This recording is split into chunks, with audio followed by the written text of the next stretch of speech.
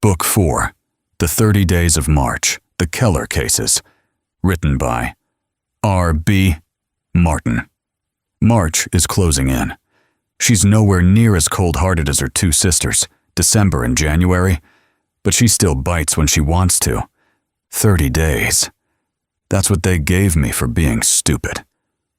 Fair enough, considering they could have taken the license altogether. I told myself there would be no more Connie Mackland. Since my office still looks like a wrecking crew passed through it, I've been spending the nights in a super-chilled bowling alley outside Pine Grove. Strike King Lanes. Closed to the public. Open for business.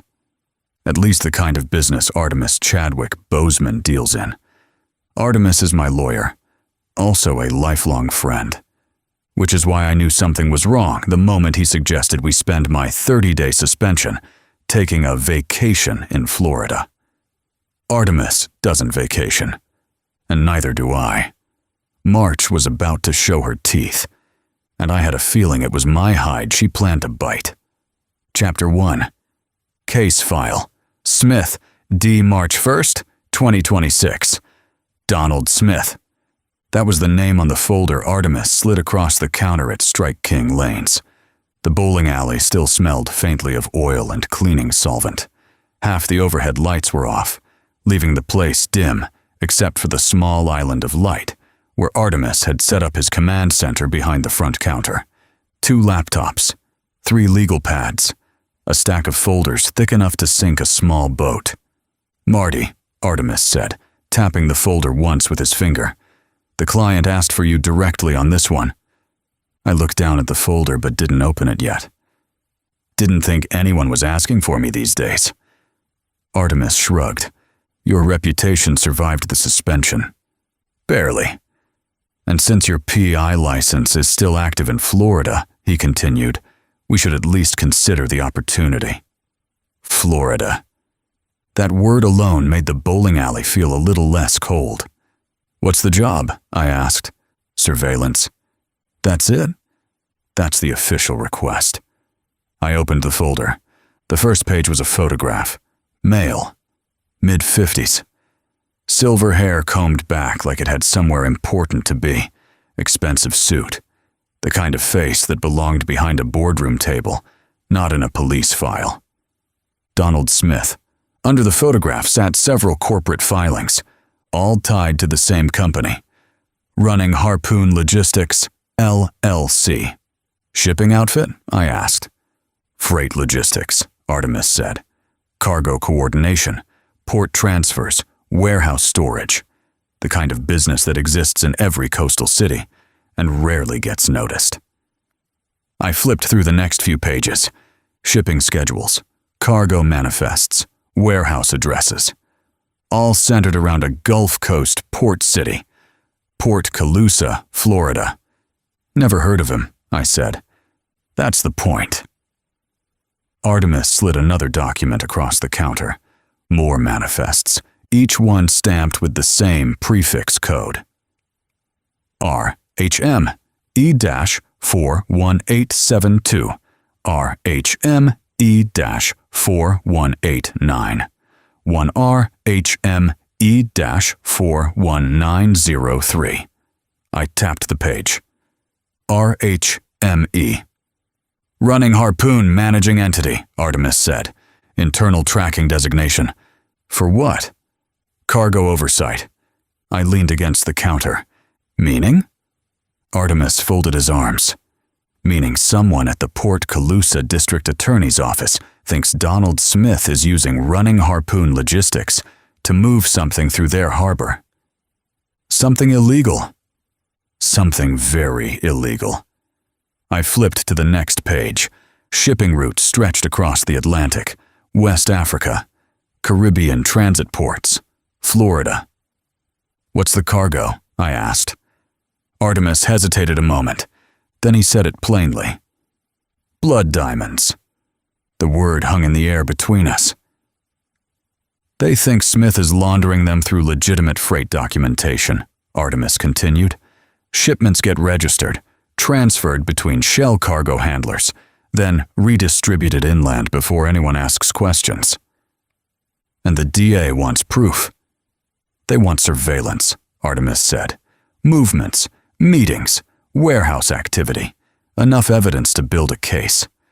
I studied the photograph again. Donald Smith looked calm in the picture. The kind of calm men wear when they think the system works for them. What's my role? You go to Port Calusa, Artemis said. Follow Smith, watch his routes, document everything. And when the DA has enough, they indict. The bowling alley went quiet again.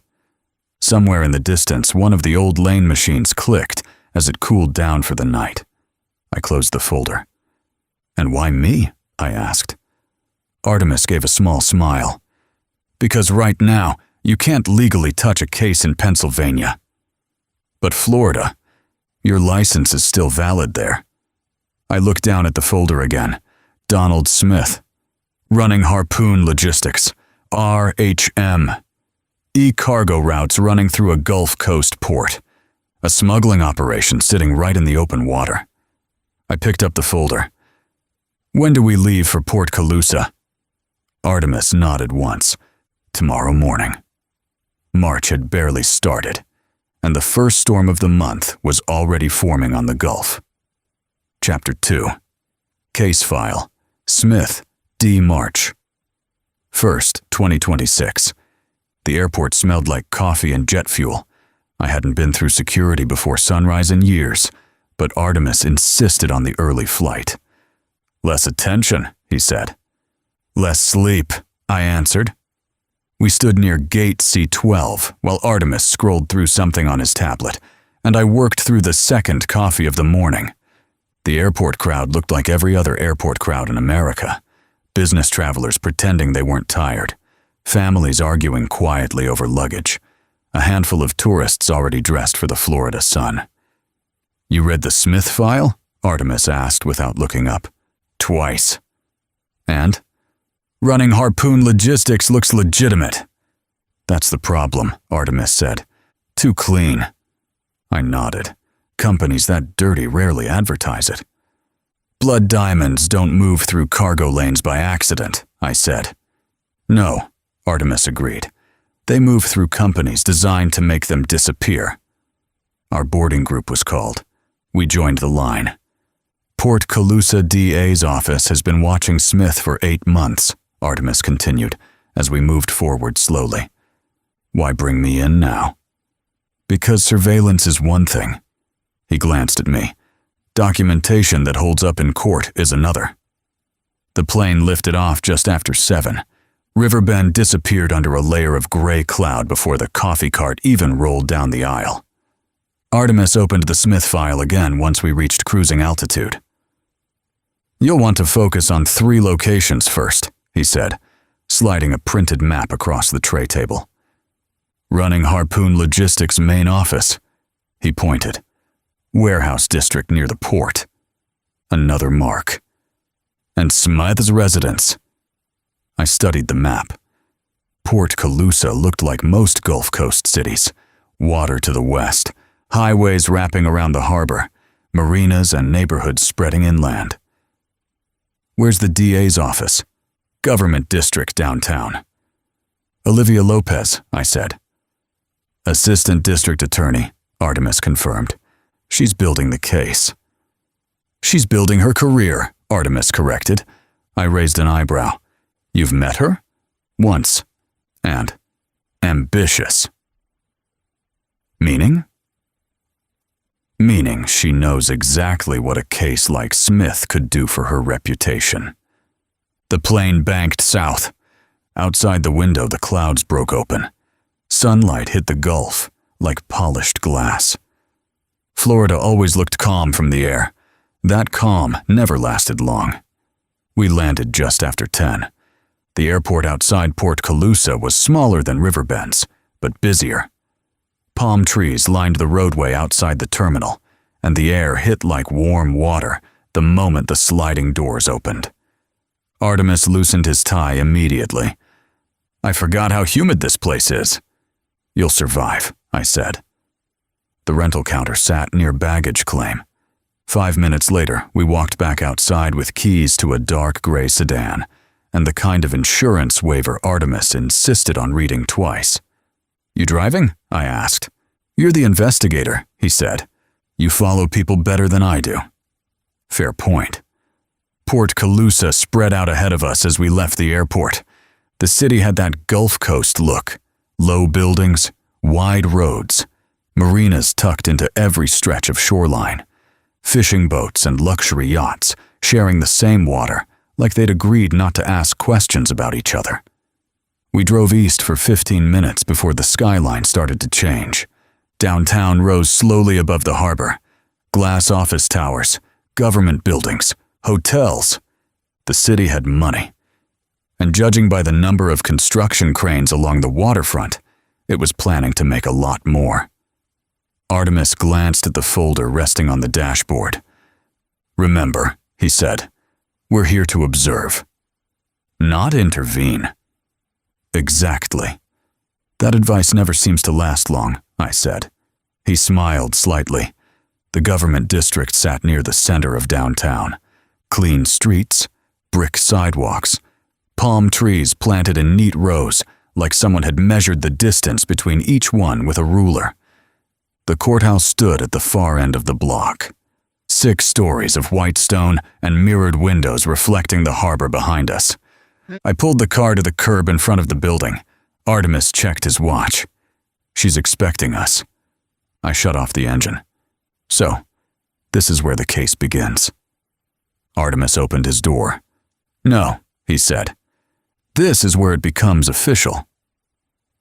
Somewhere inside that building waited the woman who wanted Donald Smith brought down, Assistant District Attorney Olivia Lopez.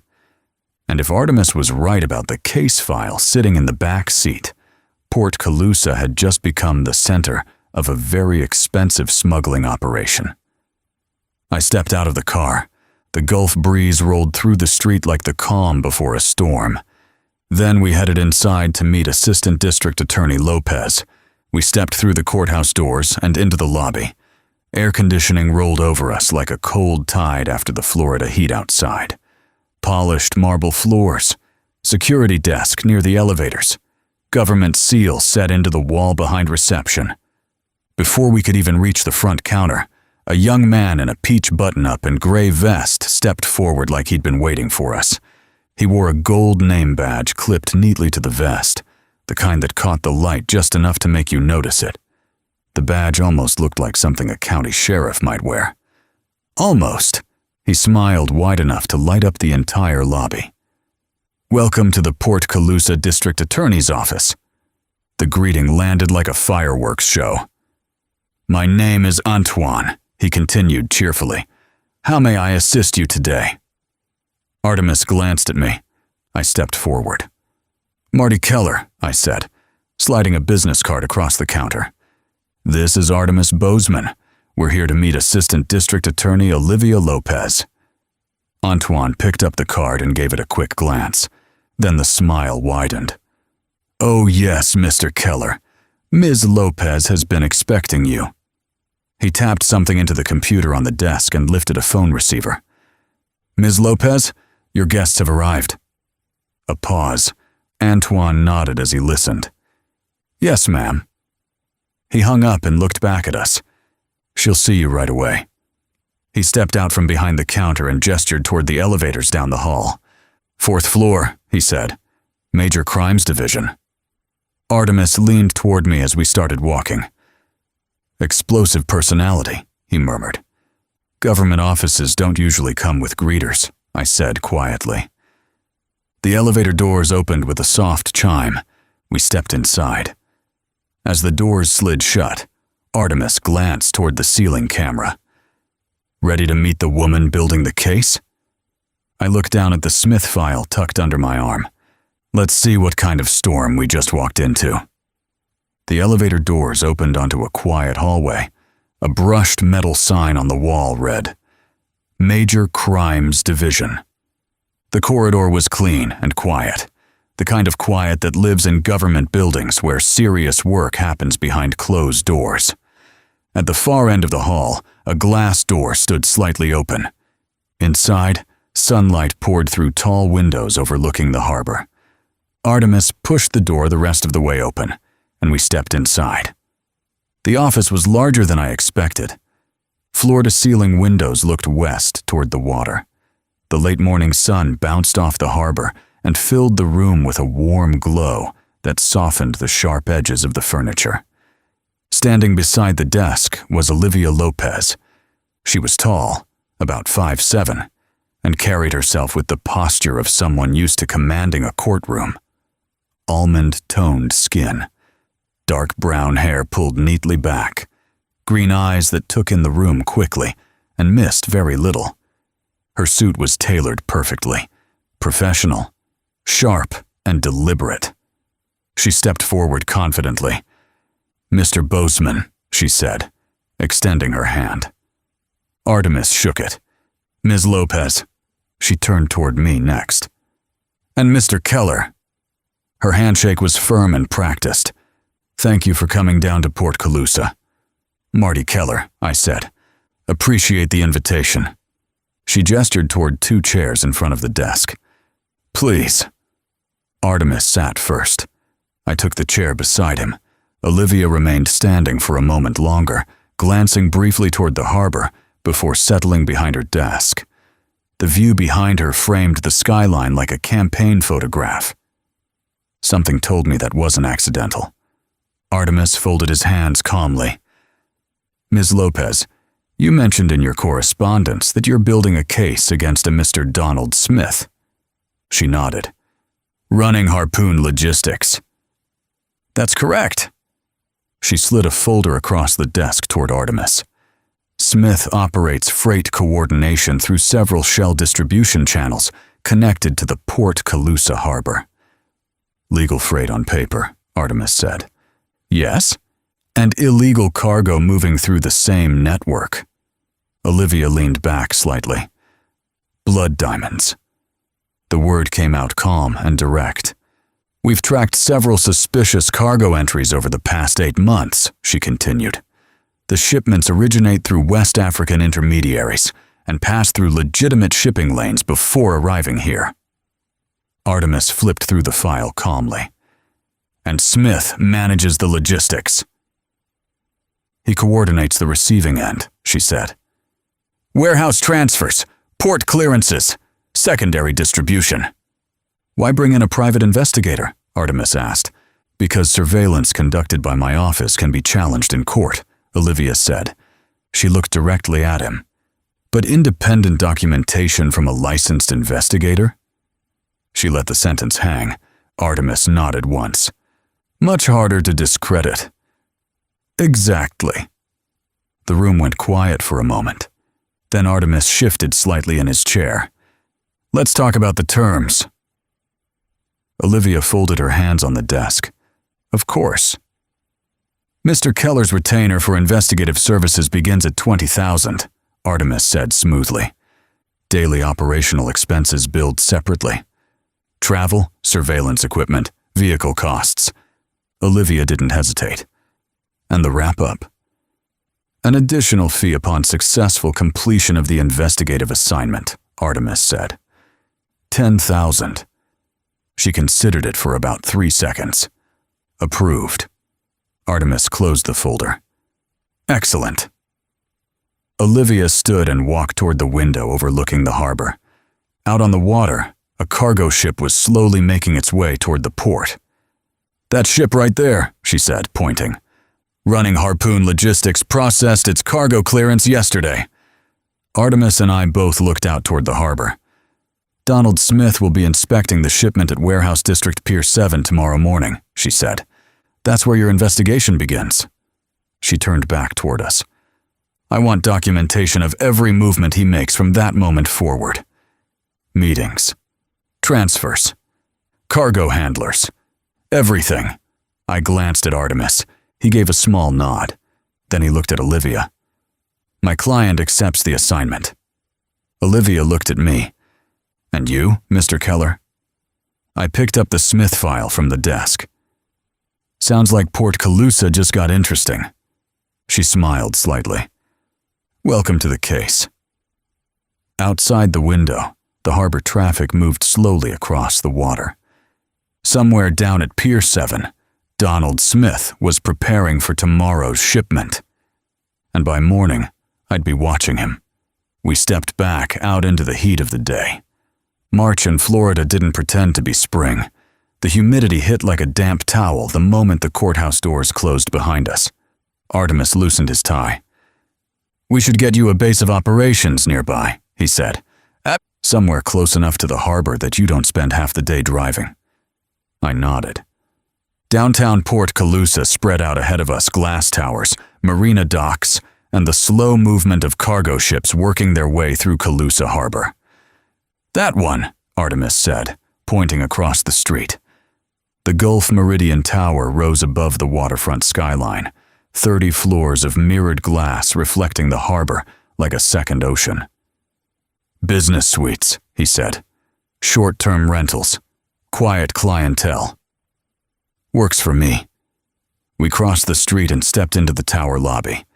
20 minutes later, I had a room key and a harbor view. Artemis stood near the elevator while I finished checking in.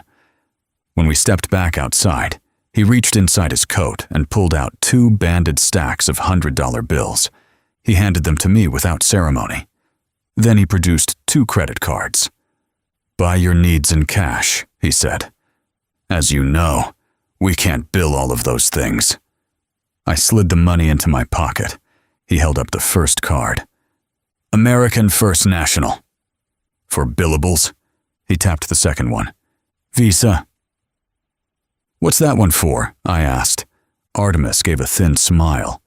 "For the things we need to make disappear." I nodded. Port investigations always had expenses that looked better off the books. "You'll want to start preparing tonight," Artemis said. "Pier 7 wakes up early. Dock crews start moving cargo before sunrise. I'll scout it." Artemis glanced toward the harbor.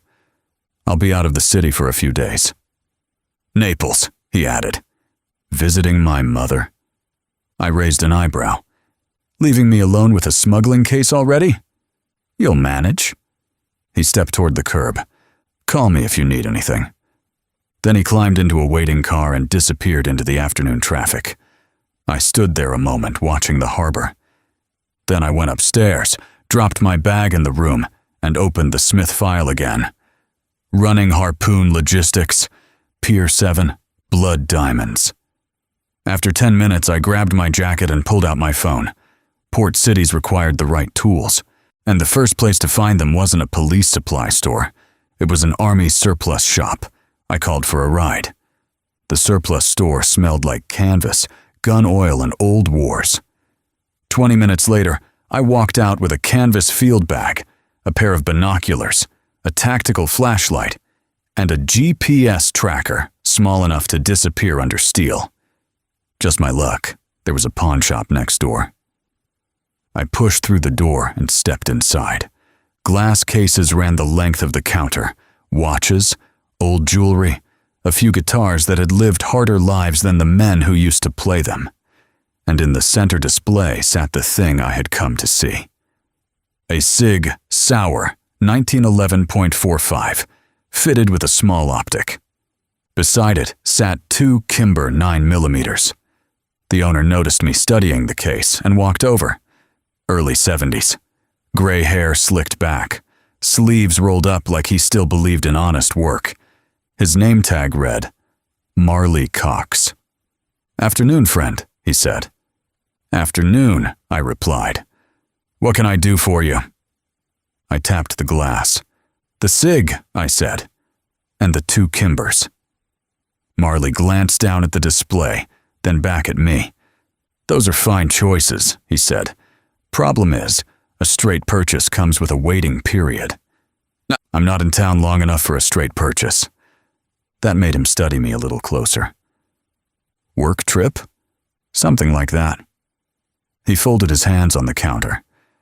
"Well now," he said, "Florida law leaves a little room for a man to keep himself squared away. Temporary transfer, lawful purpose, safekeeping." He said the words like he'd used them before. I leaned one elbow on the glass. "That's the wording I remember." Marley nodded once. Private handoff for the right reasons, he said. Hunting, sporting, self-defense. Long as nobody asks me to make it uglier than it needs to be. I'm not here to make trouble. He looked me over for another second, measuring the coat, the boots, the eyes. Then he asked, "So which one is it? Hunting, sporting, or self-defense?" I gave him a faint smile. "Today? A little of all three." That got a laugh out of him. "You're careful." I try to be. He reached into his pocket, pulled out a ring of keys, and unlocked the case. "For safekeeping, then," he said. "For safekeeping," I agreed. He set the cig on the counter first, then the 2 Kimbers beside it. After that, he ducked below the counter and came back up with 3 boxes of ammunition. 2 black boxes for the Kimbers, he said, setting them down, and .45 for the cig. I pulled $3,000 from the banded stacks Artemis had handed me earlier and laid it on the glass. Marley put his hand over the money, still not counting it. "You need me to hold on to this for you?" he asked. "I'd appreciate it." He nodded, then pulled a plain, dark range bag from beneath the counter. One by one, he placed the pistols inside, wrapped but accessible, then added the ammunition and zipped it closed. He lifted the bag by the handles and held it out to me. "Your property," he said. I took it. The weight settled into my hand like a promise. "Good man," I said. Marley kept the cash in one hand and reached for a small notepad with the other. "What name am I attaching to the safekeeping arrangement?" I answered without hesitation. "William Mackland." He looked up. Mackland with a C or a K? With a K. He wrote it down, tore off the slip, and tucked it under the register. Then he gave me the kind of smile old shopkeepers save for men they know better than to know too much about. "I'll remember it." I nodded, took the bag, and headed for the door. Behind me, Marley called out, calm as church on a Sunday, "Stay safe, Mr. Mackland." I didn't look back. Planning on it. Chapter 3. Case file. Smith, D. March 1st, 2026.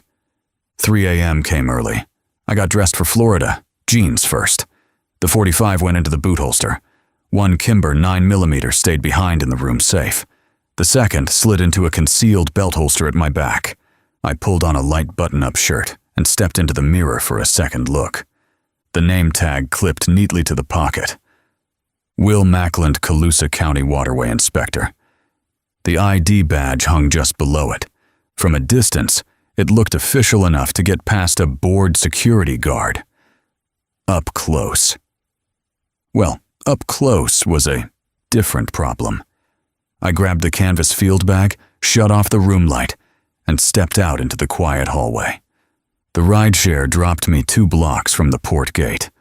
Pier 7 didn't look like much from the street. Just another stretch of industrial waterfront tucked behind chain link and sodium lights. The kind of place where the city pretended nothing important happened after midnight. I showed the badge once at the checkpoint. The guard barely looked up from his clipboard. "Morning." "Morning." He waved me through. Ports run on routine. If you look like you belong and move like you've done it 100 times, most people assume you have. Pier 7 smelled like diesel, salt water, and wet steel. Cranes stood over the harbor like iron skeletons. Floodlights washed the container stacks in pale yellow. Trucks idled in long lines waiting for paperwork to clear. I moved slow. Clipboard in hand, field bag slung over my shoulder. Every few steps I stopped to scribble something in the notebook. Most of what I wrote was nonsense. Dates, container numbers, arrows. The kind of notes that made it look like a man doing his job. Nobody stopped me. Dock workers don't question inspectors. They resent them quietly and keep moving. That was fine by me. By 4:30, the sky was beginning to gray at the edges. A freighter sat tied to the outer berth, its cranes already unloading containers in slow, mechanical rhythm. Steel boxes dropped onto trailers and rolled off into the yard. I stood near a row of stacked containers, pretending to compare numbers on my clipboard. Truth was, I was watching the flow. Patterns tell stories, and every now and then, one breaks. I saw it near the far edge of the yard.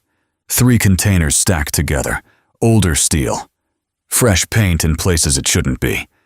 Serial markings recently stenciled. Across each one, in white block lettering, Running Harpoon Logistics. Below it, RHME 4472. Running Harpoon Managing Entity. I wrote the number down slowly. The containers sat just outside the main loading lanes, close enough to move quickly, far enough away to be ignored.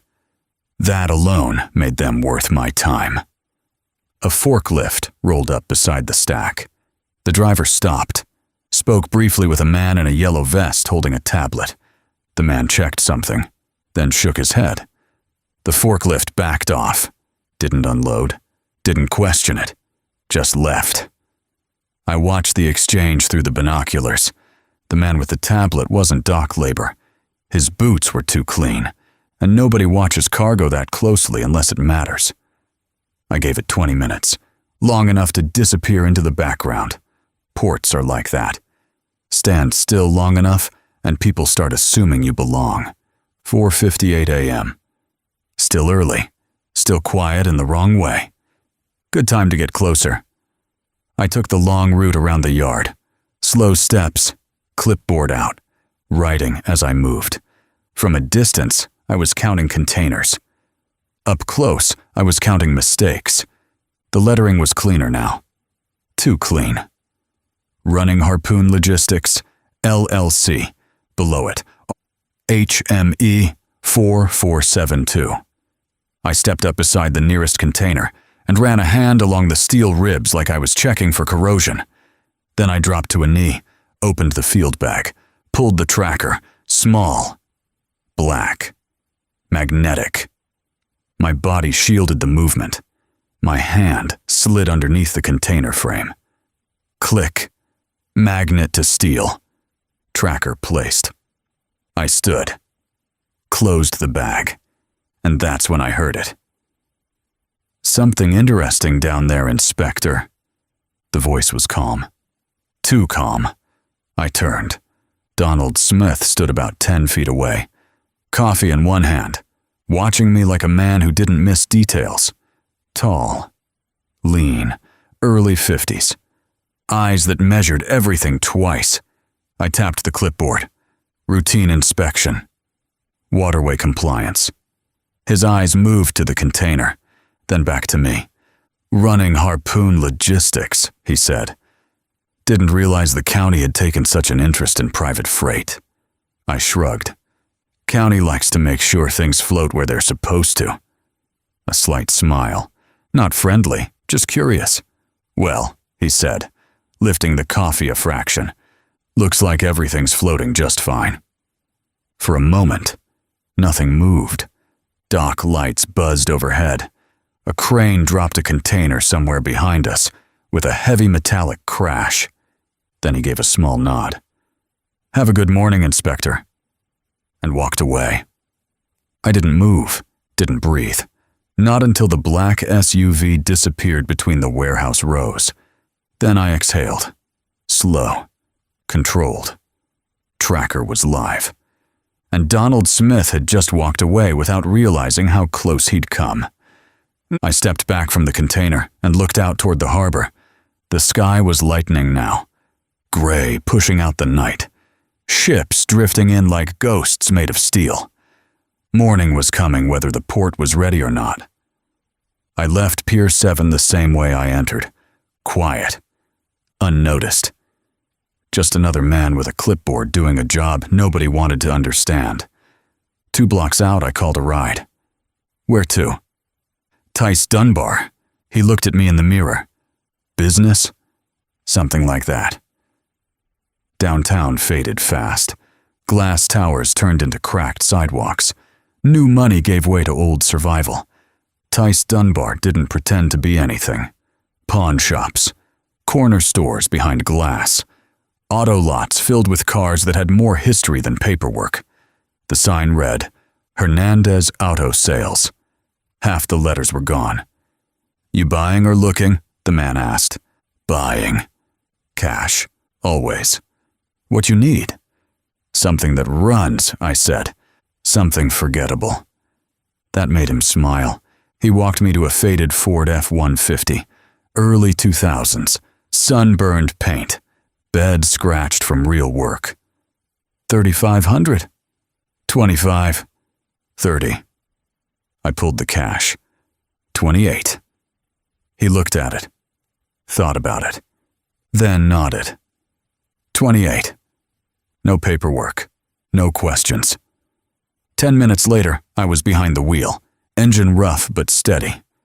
Radio dead. Air conditioning sounded like it had a problem with living. Perfect. I pulled out and headed back toward the harbor. Pier 7 wasn't done with me, and whatever Donald Smith was moving through Port Calusa was already in motion. March leaned in close that morning. Hot.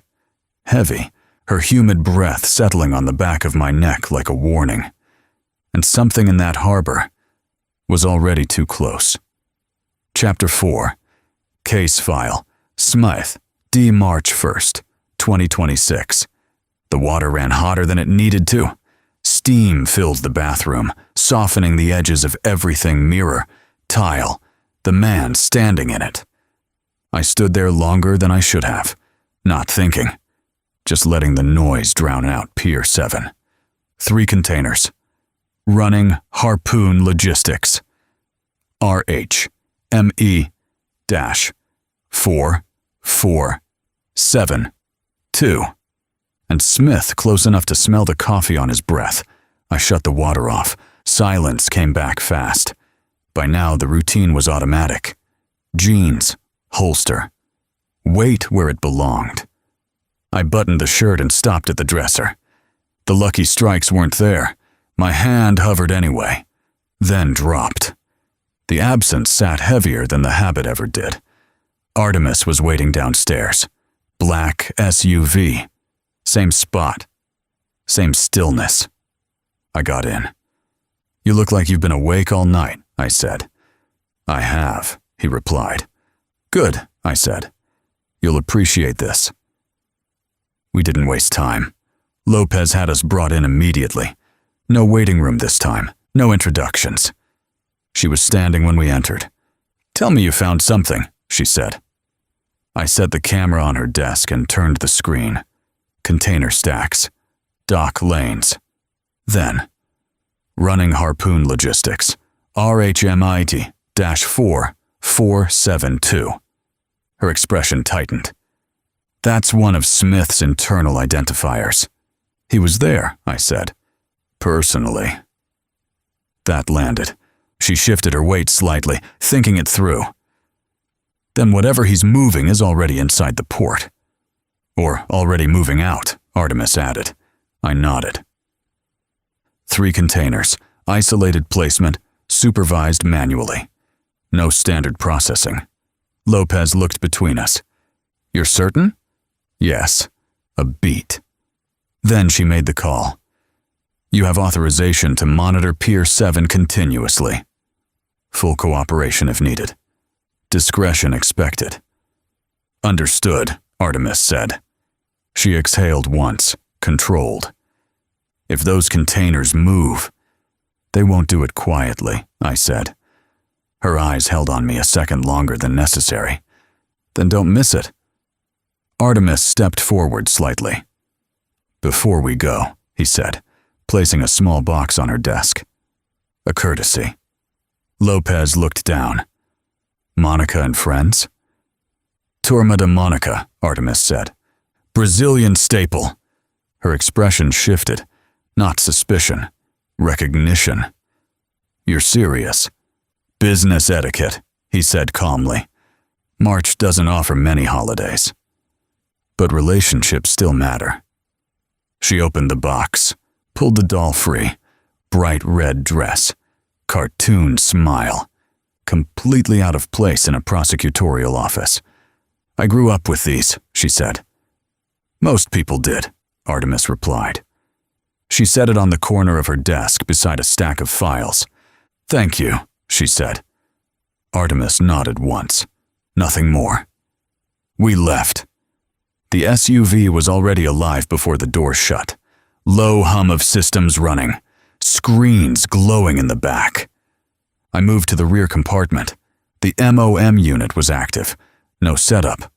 No explanation. Just data. "Let's see it," Artemis said. I powered the receiver.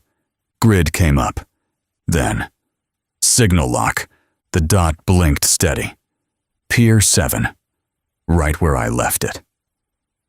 "It hasn't moved," I said. "Give it a minute," Artemis replied. On the adjacent screen, network traffic began to populate, slow at first, then building. Packets, internal signals, office systems coming into view. I glanced forward. "You're in. I'm listening," he corrected. The dot held. Still. Quiet. Seconds stretched. Then, it shifted. Small movement, barely noticeable. Then again. I leaned in. "That's not drift." "No," Artemis said. The dot began to slide across the grid. Slow. Deliberate. "They're moving it." Artemis pulled up a port overlay, matched the movement instantly. "Loading lane," he said. "Outbound direction." The dot picked up speed, leaving the stack. I felt it settle in. They're not storing it. Artemis's hands moved across the keyboard.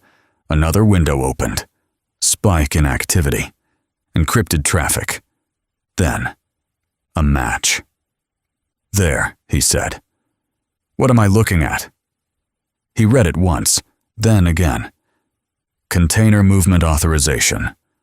"Scheduled?" I asked. He didn't answer right away. Then, "No." I stared at the screen. "What does that mean?"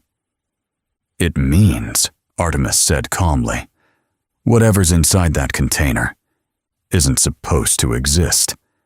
The dot accelerated, out of holding, toward port exit lanes. I grabbed my bag. "We going or watching?" Artemis closed the laptop halfway. "We're going." I dropped out of the back. He was already in the driver's seat, engine turned. Alive. I got in. "Route?" "Pier 7 outbound access," he said. "If it clears the gate, we intercept." The SUV pulled out fast. Clean, no hesitation. Traffic hadn't built yet. City still waking up. On the screen between us, the dot kept moving. Somewhere ahead, a container marked "Running Harpoon Logistics" was being pushed out of Pier 7. And for the first time, we weren't waiting anymore. We were following. March pressed in through the glass, hot, heavy, that humid breath settling in again. Closer now. And whatever was inside that container was finally on the move. Chapter 5. Case file. Smith, D. March. 1st, 2026. The first thing I noticed was the number. 5. 5 trailers pulling out of Pier 7 within 3 minutes of each other. Too clean to be coincidence, too staggered to be random. "Spread pattern," Artemis said, eyes on the screen. "Not a convoy." "No," I said, "a shell game." On the display, 5 separate tracking pings moved away from the port like they had somewhere to be. But only one of them mattered. The problem was, they wanted it that way. We rolled past the outer gate just as the first truck cleared the checkpoint. Standard freight rig. Nothing special, except for the logo. Dr. Ned's Cream Soda. Bright red lettering across the container. Smiling cartoon doctor holding a glass bottle like he'd never seen a problem in his life. "Cute," Artemis muttered. "Too cute," I said. Behind it, 4 more trucks followed in staggered intervals, each one carrying a different brand. Cola, root beer, orange soda, and another cream soda variant with a different label. All beverage freight, Artemis said. Low priority, high volume. Perfect cover, I replied. He brought up the overlay. 5 routes began to form, each truck peeling off in a slightly different direction. Downtown, industrial south, highway north, waterfront east, and one stayed closer to the port than the others. I leaned forward. Which one's ours? Artemis didn't answer right away. His fingers moved across the keyboard. Tracker's still live, he said, but signal strength is fluctuating. They're masking it. Or shielding it, he said. The screen flickered slightly, then steadied. Signal locked.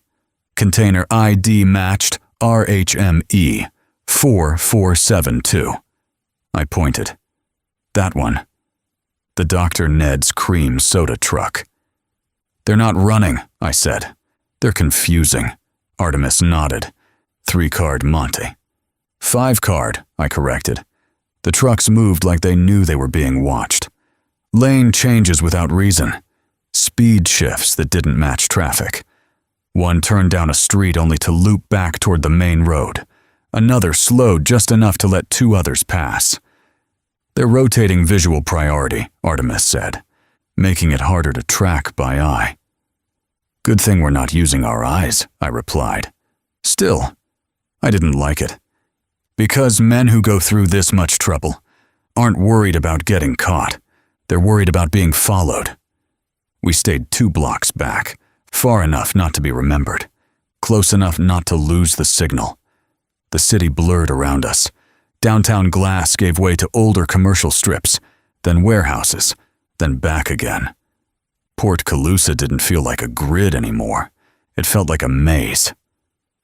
They're pushing us into traffic density, Artemis said. Harder to maintain visual continuity. Or easier to disappear, I said. One of the trucks peeled off suddenly, left turn. No signal. Gone. Decoy, Artemis said. Or a test, I replied. Another truck slowed, then sped up, then exited onto a service road. They're burning watchers, Artemis said. Seeing who sticks. I kept my eyes on the road. We stick.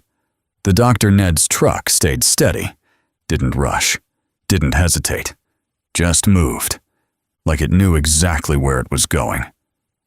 Confident route, Artemis said. Or protected route, I replied. The tracker pulsed again. Stronger now, clear. They dropped shielding, Artemis said. No, I said. They don't think anyone's still on them. We crossed out of downtown. The buildings dropped lower. Wider, older, industrial. The kind of place where things got stored without questions, or moved without records. Where are they taking it? I asked. Artemis zoomed the map. A grid appeared. Warehouse blocks, shipping yards, private lots. Then one location highlighted. No label, no company name, just property lines.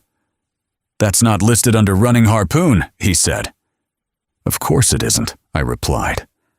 The Dr. Ned's truck turned. Slow, deliberate, into that block. I eased off the accelerator. Don't follow it in, Artemis said. I'm not, I replied. I took the next street over, parallel. We moved alongside the block instead of into it. The tracker slowed. Then stopped. I killed the engine. The silence hit hard. Even with the windows up, I could hear the distant hum of generators, forklifts, metal on metal, working noise. Hidden work. I looked at Artemis. That's our drop. He nodded once. Unofficial facility, he said. Off-record intake. Diamond processing or redistribution, I added. We sat there a moment, letting it settle. 5 trucks left the port. 4 disappeared into noise. One led us here, On the screen, the tracker blinked steady. RHME4472. Dr. Ned's cream soda. Sitting still, right where they wanted it.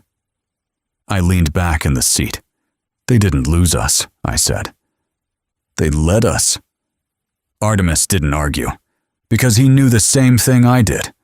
If this was a shell game, we just followed the winning card.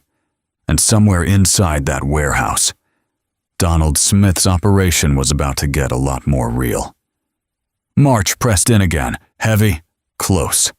That humid breath settling over the city like it knew something we didn't. And for the first time since the container left Pier 7, I had the feeling we weren't just tracking the cargo anymore. We were walking straight into it. Chapter 6. Case file. Smith, D. March 1st, 2026.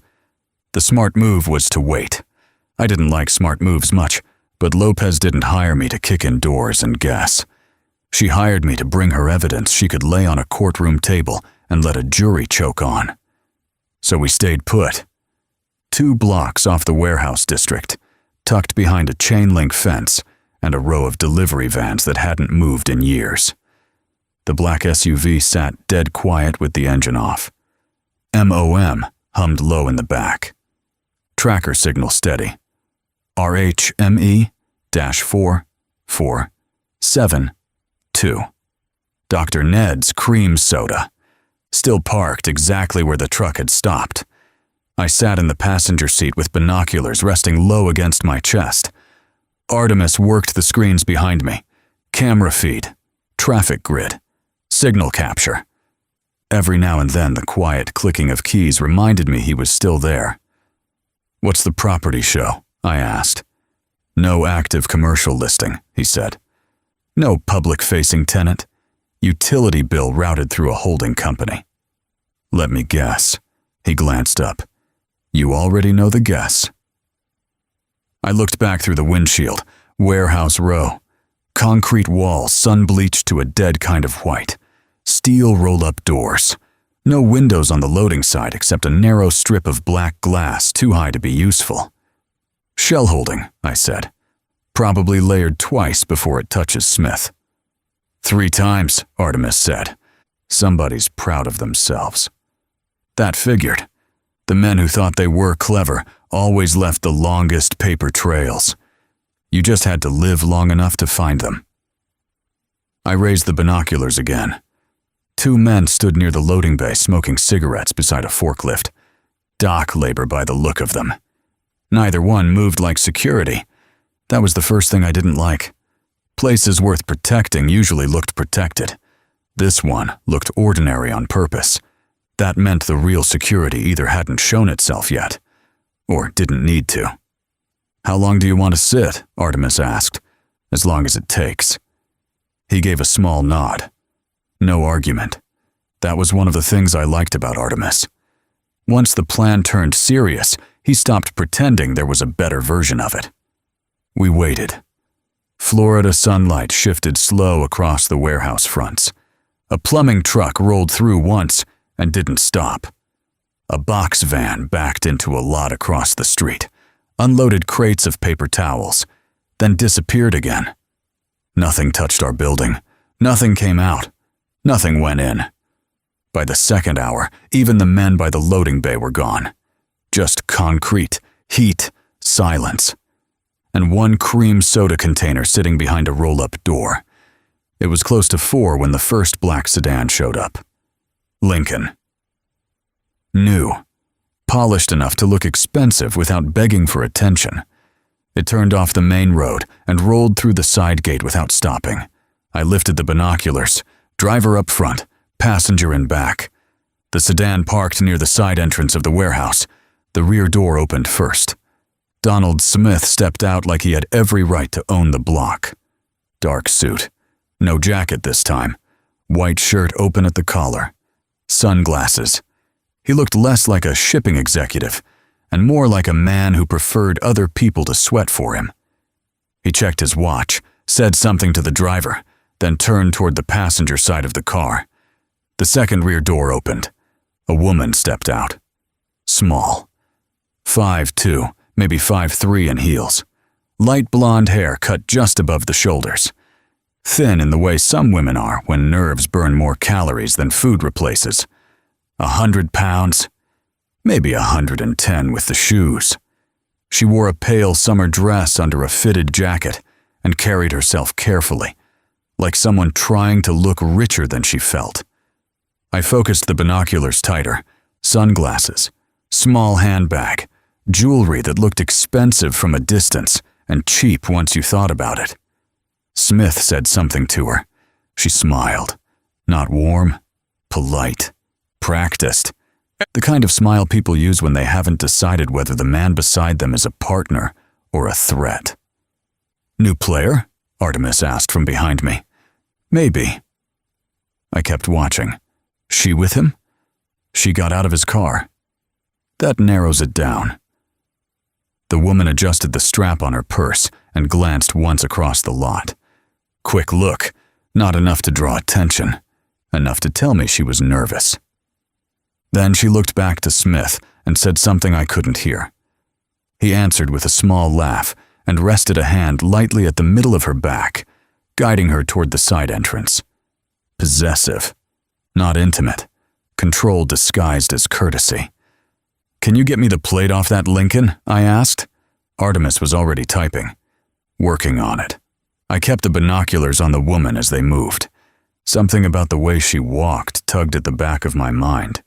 Not familiar, not exactly. Just wrong in a way I couldn't place. She wasn't dock labor, she wasn't a wife, and she sure as hell wasn't somebody Smith brought along for the scenery. She paused just before the side door opened, turned slightly as if the heat had caught her off guard. For half a second I caught the profile clean. Narrow jaw, small nose. Lipstick too pale for the rest of her face, and a look in the eyes that didn't match the smile she'd been wearing. Not fear, calculation. Then the door opened and both of them disappeared inside. I lowered the binoculars. "What do you have?" I asked. "Rental," Artemis said. "Booked this morning under the name Elaine Mercer." "Real?" "No." "How do you know?" He looked up from the screen. "Because Elaine Mercer paid cash through a local concierge service tied to 3 dead LLCs and a prepaid phone that activated 2 days ago." I stared back toward the warehouse. "Alias." Without question. That fit. Donald Smith didn't strike me as the kind of man who met new women under their real names, or let them meet him under his. I raised the binoculars again toward the warehouse entrance. Nothing moved. No one came back out. "She means something," I said. Artemis leaned forward between the seats. "You know her?" I didn't answer right away, because the truth was worse. "No," I said. "But I've seen that kind of nerves before." "What kind?" "The kind that shows up when somebody's pretending to be in a room they can't afford to be caught in." Artemis watched me for a second, then nodded. Inside the warehouse, the cream soda container sat with a tracker on its underside and blood diamonds somewhere in its steel gut. And now Donald Smith had walked in with a blonde woman using a false name and the posture of somebody trying not to flinch. That wasn't romance, that was business. Expensive business. The kind bought with stolen money, borrowed names, and men willing to bury both. I reached for the notebook and started writing. 4:03 p.m. Black Lincoln sedan arrived at warehouse. Donald Smith entered through side access. Unknown. White female, approximately 5 feet 2 inches. Blonde, 100 to 110 pounds. Accompanied Smith. Vehicle tied to alias, Elaine Mercer. Subject appears nervous. Possible buyer, intermediary, or courier. Artemis glanced at the page. "You think Lopez can use that?" "She can use everything." I underlined buyer once, then closed the notebook. "Keep the cameras up," I said. "If they come back out carrying anything, I want it." Artemis nodded. "And if they don't?" I looked back at the still warehouse door. Then we wait until dark and see what kind of business Donald Smith does after the city stops watching. Outside, March hung over Port Calusa in a haze of heat and fading light, her humid breath pressed against the windshield. Slow, close, like the city was leaning in to hear what happened next. And somewhere inside that warehouse, Donald Smith was doing business no one was supposed to see. Several hours passed with little to no activity. At some point, waiting stopped feeling smart and started feeling useless. I finally turned and looked at Artemis. "I'm going in there." Artemis didn't argue. He reached into a gear bag and pulled out a handful of small black devices, no bigger than matchboxes. "Here," he said, placing them in my hand. Microphones with wireless transceivers, high-end condensers. If you can plant a few, they should pull sound well enough to give us something usable. I looked them over once and nodded. All right. Before I moved, I gave the SIG and the Kimber a quick check. You're never 100% sure of a new firearm until you've put rounds through it. I'll get in and out as quick as I can. Artemis looked at me from the glow of the MOM screens. I'll be right here waiting for you. I slipped out into the dark and used it the best I could. This wasn't Riverbend. And Jerry's wasn't just up the road waiting for me if things went bad. I worked my way toward the rear loading area with Artemis, feeding me directions through the earpiece. 10 more feet, he said quietly. You've got an open bay on your left. I saw it. One of the loading bay doors had been left open just enough to make a man curious and stupid at the same time. I slipped inside and stayed low. The warehouse smelled like cardboard, diesel, and river air. Palleted boxes were stacked high enough to build walls out of. I moved behind them and fixed the first microphone to an I-beam support near the loading area. One down. I moved deeper, using the stacked freight and narrow service lanes for cover. I worked my way farther into the building until I found a second good angle. I climbed onto a pallet, reached up, and placed the next microphone along a steel support brace overhead. 2 down. I kept moving. Farther in, I came to a narrow catwalk-style service walkway running along the interior wall. That's when I heard voices. Muffled. Too far away to make out words, but close enough to matter. Perfect. I wedged a boot against the wall, pulled myself up using the beam supports, and fixed the third microphone near the walkway rail. 3 down. I lowered myself carefully and started edging forward, trying to get close enough to catch more of the conversation. Then a voice cut through the dark. Hey, you! What the hell are you doing in here? I froze for half a heartbeat, then moved. My cover was gone. I dove into the adjacent service corridor and ran hard for the rear of the building. The first shot buzzed past my head like an angry wasp and slammed into the corrugated metal wall beside me. The hallway was too narrow to weave in, too tight to do anything but make myself small and keep moving. Footsteps thundered behind me, then another shot. Metal rang somewhere in the dark. I hit the stairwell at speed, cut down a short flight of stairs, and threw myself back onto the warehouse floor. Ahead of me, glowing red through the dark, was an emergency exit sign. I locked onto it. That door, that river, that was the whole plan now. Artemis came over the earpiece. Is that gunfire? Marty, what's going on? I'm a little busy right now. Another shot cracked through the warehouse. I kept running. You might want to get Mom fired up, I said. I'm coming in hot. The side door was 30 feet ahead, maybe less. I had just enough time to think I might make it clean. Then the blonde stepped out from a side passage, 5'2". Small frame, same silhouette from earlier. She moved fast and flat-footed, like somebody who had already decided to pull the trigger. I jerked right, then heard the pop. It felt like getting hit by a linebacker. The breath left me all at once, a hard, hot impact, folded into my side, and for a second, The world narrowed to shock, copper, and the smell of burnt powder. My hand went down instinctively. Wet. Too wet. I fired once behind me without aiming. The round disappeared somewhere into stacked freight. Then two more. One sparked off metal. Another hit something heavy enough to topple boxes to the ground. I kept moving. Had to. Every breath came rough now, wet at the edges. I could hear it in myself. A gurgling sound that told me more than I wanted to know. I slammed into the emergency door with my shoulder. The alarm exploded above me. Fresh night air hit my face. 20 feet. Maybe 25 to the edge of the dock. That was all that mattered.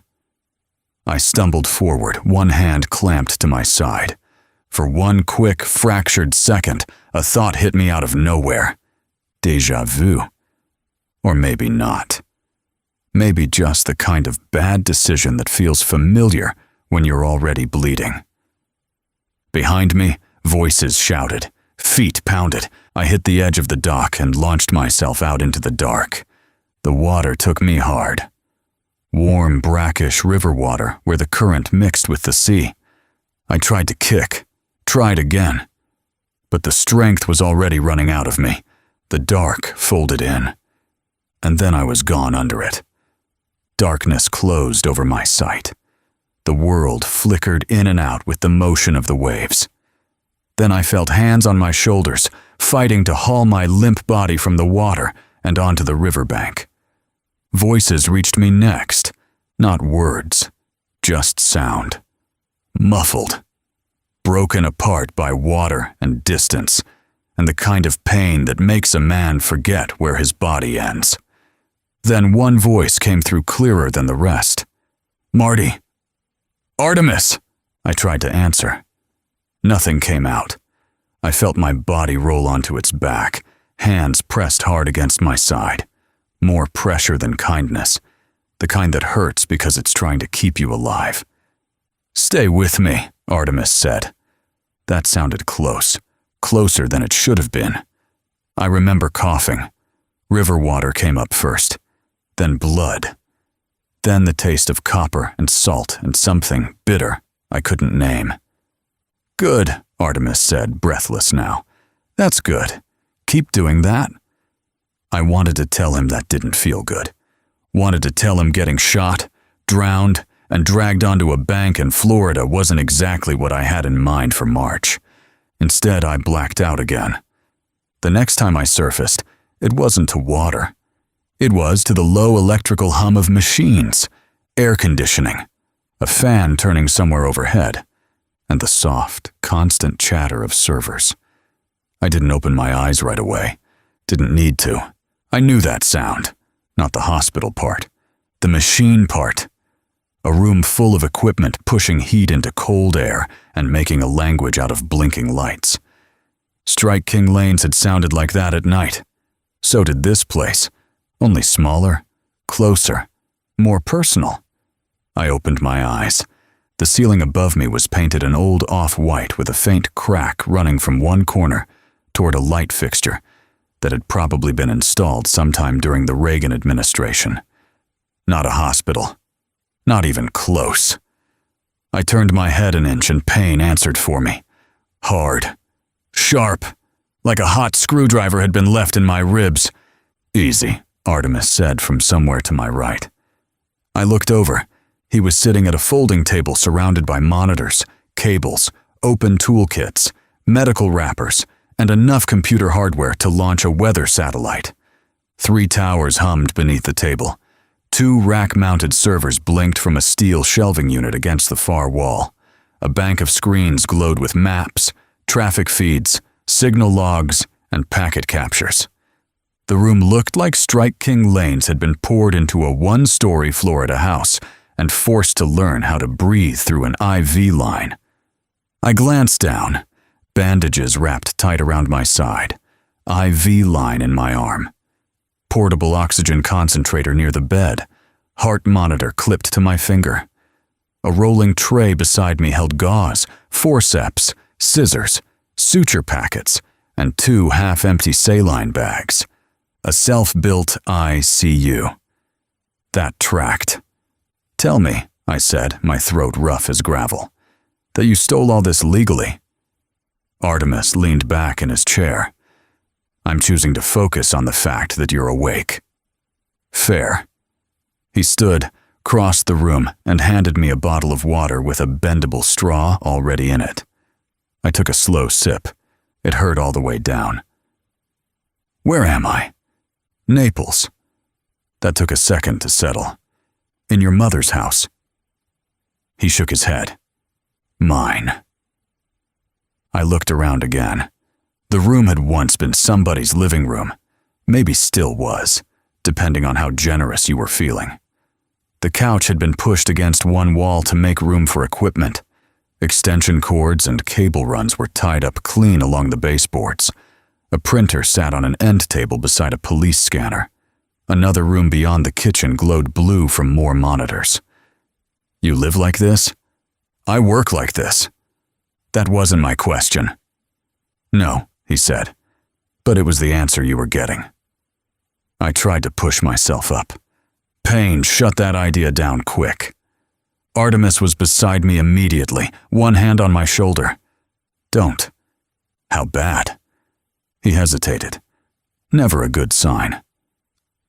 "You took a round through the right side," he said. "Missed the lung by less than I'm comfortable saying out loud. You bled a lot. You inhaled a lot of river, and you passed out halfway through me getting you out. That all? You'd prefer a longer list?" I looked at the bandage again. "You pulled around?" "Yes." "Should I be worried by how fast you answered that?" "You should be grateful." That was probably fair. I let my head settle back against the pillow. Bits of memory came back in flashes. The warehouse, the corridor, the blonde stepping out, the shot, the water, the alarm. "The girl," I said. Artemis went quiet for half a second. "Blonde," I continued. 5'2". Small. "She shot me." "I know." "You saw her?" "I saw enough." He went back to the table and tapped a key. One of the side monitors changed to a frozen video frame. Warehouse exterior. Side door. Donald Smith's Lincoln in the lot. And there, grainy but usable, a blonde woman turning just enough toward camera to catch the side of her face. Not perfect, but enough to make her real. "She came out after you hit the water," Artemis said. "Stayed at the dock edge for 4 seconds, looked down, then went back inside." I stared at the image. "She wanted to make sure I dropped." "Probably." I let that sit for a moment, then another one. "Did we lose the container?" Artemis gave a small smile. That bothered me more than if he'd frowned. "No," he said. "Actually, while you were bleeding into the Gulf Coast ecosystem, I was having a fairly productive evening." He switched screens again. Tracker data. Route history. Time stamps. Then a folder tree. Warehouse images. License plate captures. Network logs. He had been busy. "The microphones stayed live," he said. 2 were destroyed after the shooting. 1 kept transmitting for another 23 minutes. "What did it pick up?" "Enough." "Enough good or enough bad?" "Yes." I shut my eyes for a second. "That's not an answer." "It's the one you're getting until you can sit up without looking dead." I opened my eyes again and looked at the room. The servers, the monitors, the medical gear, the cords tied in neat lines, the ugly practical order of it all. It really was Strike King Lanes in miniature. Same obsession. Same controlled chaos. Just stripped of the bowling alley neon and swapped out for Naples drywall and emergency medicine. How long have I been here? 18 hours? That's it? You were unconscious for most of them. Lopez, no. Artemis nodded once. She knows there was an incident. She does not know where you are. Good. She was unhappy. Also good. He sat back down. For the first time since I'd woken up, I noticed the fatigue around his eyes. The shirt sleeves rolled up, a blood stain near one cuff, the half-finished coffee on the console gone cold hours ago. "You carry me out yourself?" I asked. "With help?" "Who?" He looked at me. "Me." I frowned. That's not how numbers work. I had adrenaline? That still only makes one of you. He almost smiled. You'd be surprised what panic can bench press. I let out something close to a laugh. It hurt enough to remind me not to do it again. Outside, somewhere beyond the blackout curtains, I could hear palm fronds scraping in the wind. Naples, quiet money, clean streets, Gulf air. Inside, the room pulsed with fans and processors and improvised medicine. A bunker disguised as a house. A recovery room built by a lawyer who trusted routers, field sutures, and surveillance feeds more than hospitals. Which meant one thing. "We can't report this shooting yet," I said. "No, because if Smith hears I lived, he changes everything." I nodded slightly. "And the blonde disappears." "Yes." I looked back at the grainy still frame of her face on the monitor. Small, blonde, steady hands. She hadn't fired like somebody panicking. She'd fired like somebody making a purchase. "Then we stayed dead a little longer," I said. Artemis folded his arms. "That," he said, "was exactly my thought." I looked at the ceiling again. My side burned. My lungs ached. My head felt like it had been used to mix concrete. But I was alive. Barely. And somewhere in Port Calusa, Donald Smith still thought the river had finished the job for him. March had nearly taken a bite out of me. But not deep enough. Artemis turned back to the console and killed the still frame of the blonde. In its place came an audio waveform, jagged lines, time stamps, 3 separate channels, 2 of them dead. One still alive long enough to matter. "That the survivor?" I asked. He nodded. "Third condenser. The one you planted near the interior walkway." "How much did it give us?" 23 minutes after the shooting," he said. "Audio only. No visuals." "That's more than I expected." "That's because you set the bar low by bleeding into a river." He clicked the file open. Warehouse noise filled the room first. Forklift backup alarms, metal drag, voices too far off to make out. Then a sharp burst of shouting. My shouting, probably. A shot. Then another. Then the recording shifted into chaos. Feet pounding, boxes falling. The fire door alarm screaming somewhere in the distance. After that came a stretch of static and movement noise. Then voices, closer, clearer. Artemis lowered the volume just a touch and let it run. A man's voice first. Calm, irritated, not shouting anymore. "Don't stand there. Check the dock." Another voice answered from farther away. "Nothing in the water, but wake." Then the woman. Not loud, not panicked, controlled. Then he either sank or floated. I looked over at Artemis.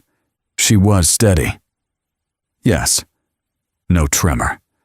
No adrenaline in it. No shock. Just business. The recording continued. Smith this time, or close enough to him. "You hit him?" A pause. Then the woman again.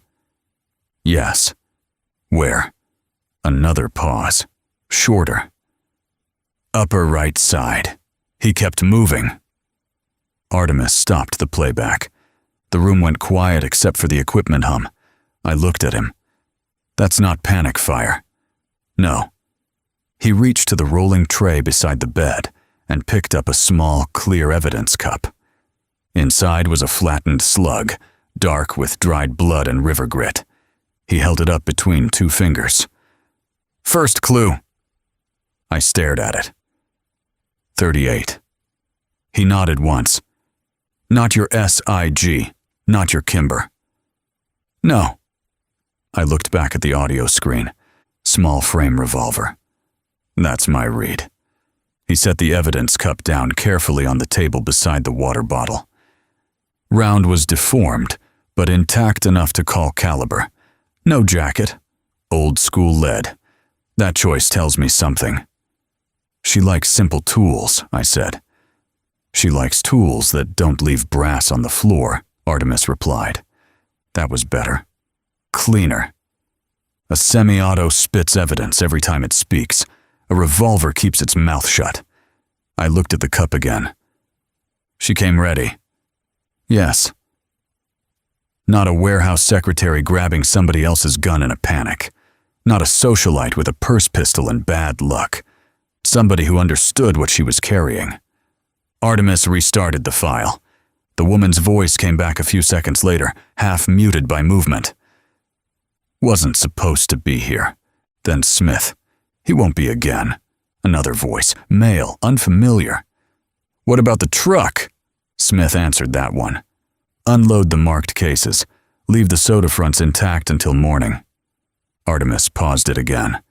Marked cases, I said. He nodded. Diamonds aren't moving as one bulk shipment. They're buried inside selected cargo.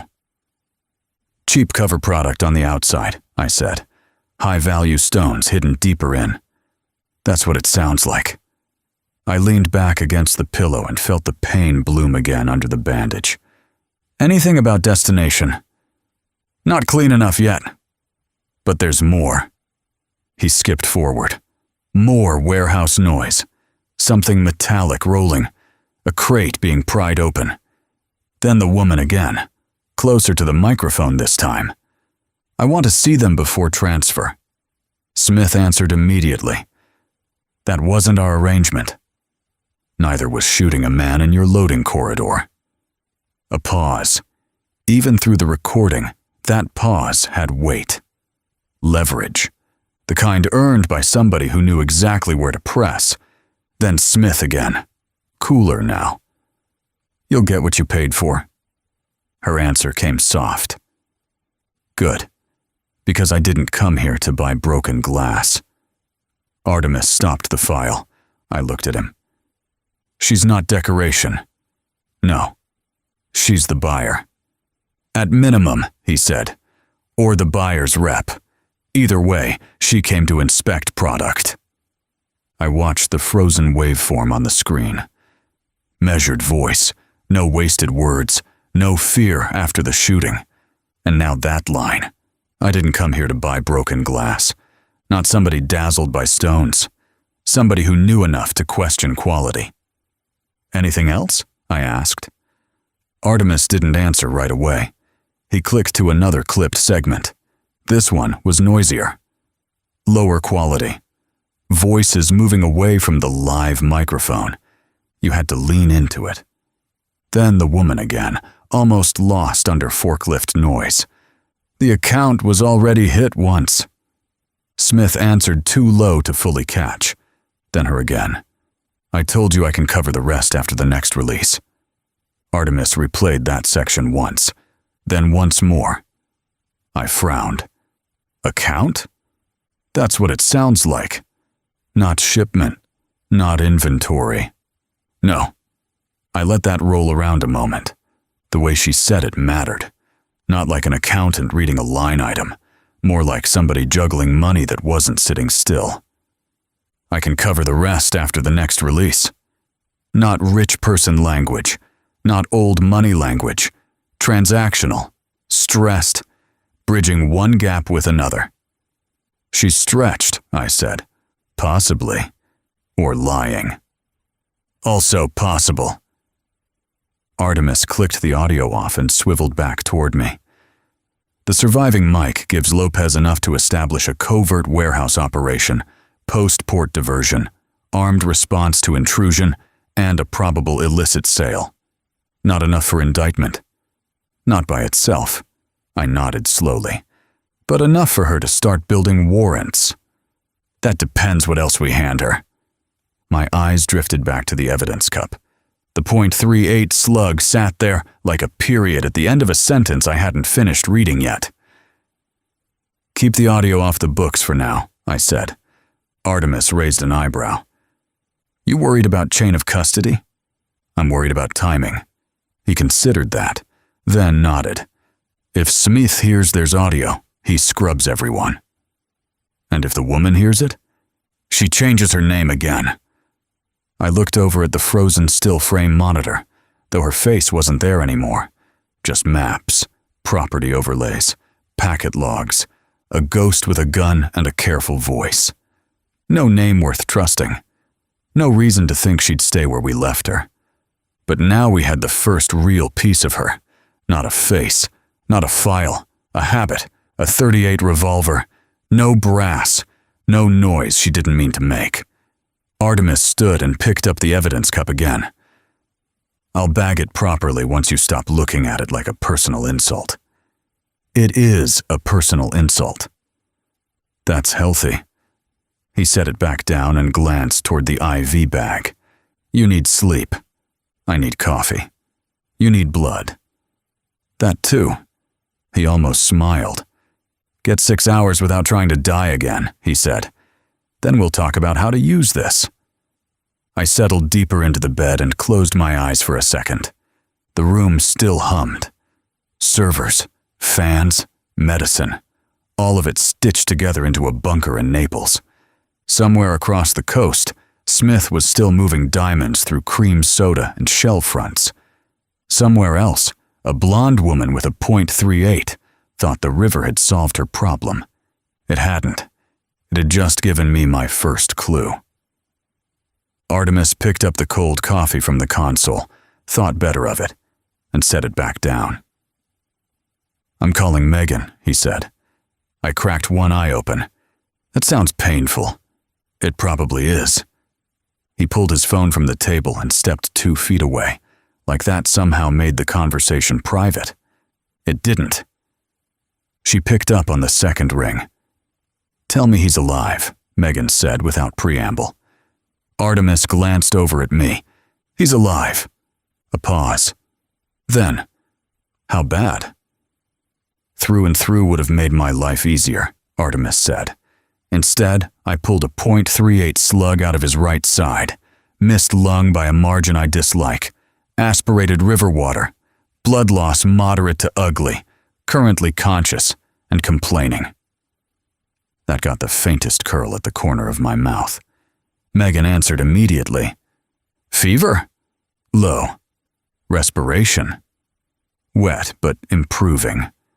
Color? Still dramatic. Good, she said. That means he's alive enough to annoy people. Artemis leaned against the table. He needs to look like he's fine inside 48 hours. I opened both eyes at that. Do I? He ignored me. We can't miss a meeting with Lopez. Megan was quiet for half a beat.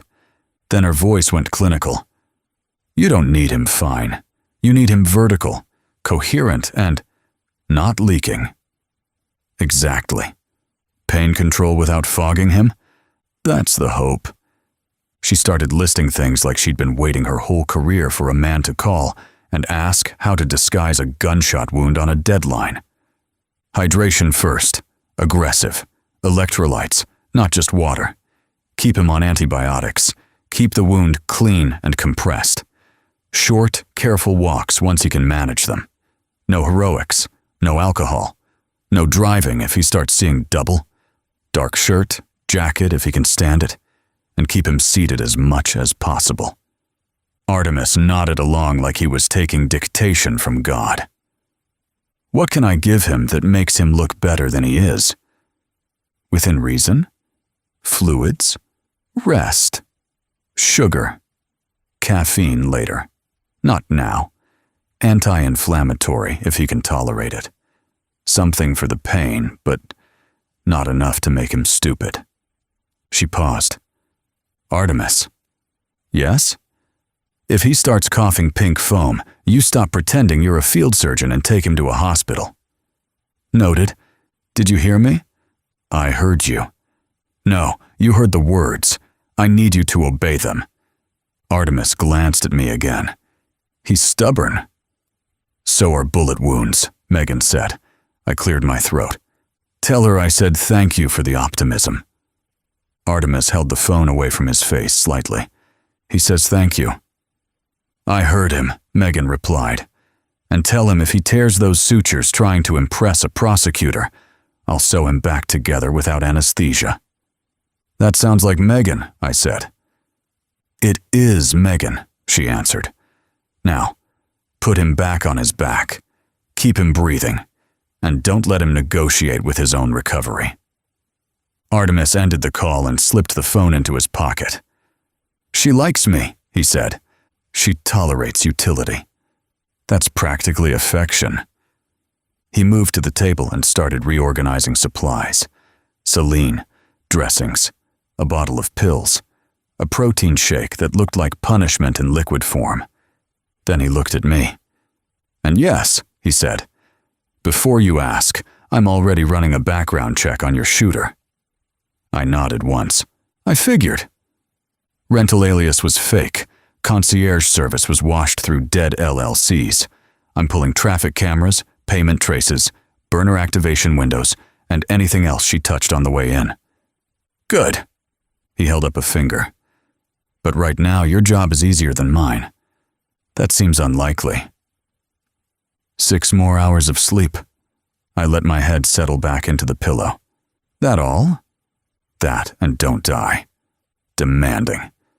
You have no idea. I looked once more at the evidence cup on the table. The flattened .38 slug, small piece of lead. Big piece of information. Then I looked at the glow of the screens, the hum of the servers, the IV line in my arm, the neat chaos of Artemis's Naples bunker. A house dressed up like a command center. A command center pretending to be a recovery room. Somewhere out there, Donald Smith thought the river had carried me away. Somewhere else, a blonde woman with a careful voice and a revolver was probably sleeping just fine. I wasn't going to give either of them that luxury for long. Yes, I said quietly. I'll try to get 6 more hours of rest. Outside, March leaned against the windows with her humid breath and listened to the machines keep me alive. I woke to the sound of a rooster crowing. For a second, I forgot where I was. Then the coolant fans in the computers kicked on and brought me back to it. Naples, Artemis's house, his self-built ICU wrapped around a command center. I glanced at my watch. 12 hours. That surprised me more than the pain did. The ache in my side had settled into something almost manageable, so long as I didn't take too deep a breath or try to move like I still belonged to myself. Artemis was already at the workstation cluster, surrounded by glowing monitors, traffic stills, warehouse images, scrolling packet captures, and lines of code moving across one screen like they had somewhere urgent to be. He didn't turn when I spoke. What did you find? The words pushed through dry lips and a mouth full of cotton. Something interesting, he said. Check this out. From where I was sitting, all I could really see on the nearest monitor was one thing. RHME. I frowned. Tell me that's not all you've got. Artemis leaned back slightly in the chair and motioned me closer. It's more than a manifest code now. I eased myself upright, waited for the pain to settle, then swung my legs slowly over the side of the bed. Every movement reminded me the blonde hadn't missed by much. I made it to my feet, one hand pressing lightly against the bandage, and crossed the room in careful steps. The screen sharpened as I got closer. A list. File directories, shipment headers, internal routing logs, every one of them tagged with the same letters. RHME. What am I looking at? I asked. Artemis tapped a key. The main screen changed. Now it showed a scanned set of shipping documents, followed by an internal ledger page, and then a routing table. Same prefix, same abbreviation. Different systems. Running Harpoon Managing Entity, I said. That's what they wanted to mean, Artemis replied. He opened another file. This one was older, sloppier. pulled from somewhere deeper in the network. The letters were still there, but the wording beside them was different. I leaned in. Regional Holdings, Management Escrow. I looked at him. That's not freight. No, Artemis said. It's money. He clicked again. Another screen came up. A layered flowchart of accounts, shell companies, escrow releases, and coded disbursements. Several branches were redacted or masked behind account numbers. But one thing was already clear. RHME wasn't just a manifest stamp. It was a financial rail, a mechanism, a way to move money and cargo through the same system without calling either one by its real name. They built the shipping labels around the funding channel, I said. Artemis gave a small nod. Or the other way around. Either way, RHME is doing double duty. I stared at the flowchart. That woman in the warehouse said, the account was already hit once. Yes. And then, I can cover the rest after the next release. Yes. I looked back at the screen. So she wasn't talking about inventory. No. She was talking about escrow. Artemis finally turned and looked at me. Now you're awake. I kept studying the files. Money release schedules, partial disbursements, dummy vendor fronts, holding firms tied to beverage import labels, and bonded warehouse intake. Whoever built this system hadn't just hidden diamonds inside soda freight. They'd built a whole accounting ghost around it. How much of this can Lopez use? I asked. Enough to start asking very dangerous questions, Artemis said. Not enough yet to survive the answers. I exhaled carefully and regretted it halfway through. So what's the interesting part? He gave me a look. You mean besides discovering that RHME is laundering transactions and shipment movement through the same coded structure? I mean the part that made you sound pleased. That earned the smallest hint of a smile. Artemis hit another key. A new file opened. This one was a disbursement notice tied to a pending transfer. Several names were blacked out. Two were not. One was Donald Smith. The other was just an alias. Not one I recognized. But next to it was a flagged notation. Buyer review requested before second release. I stared at it. The woman. Almost certainly.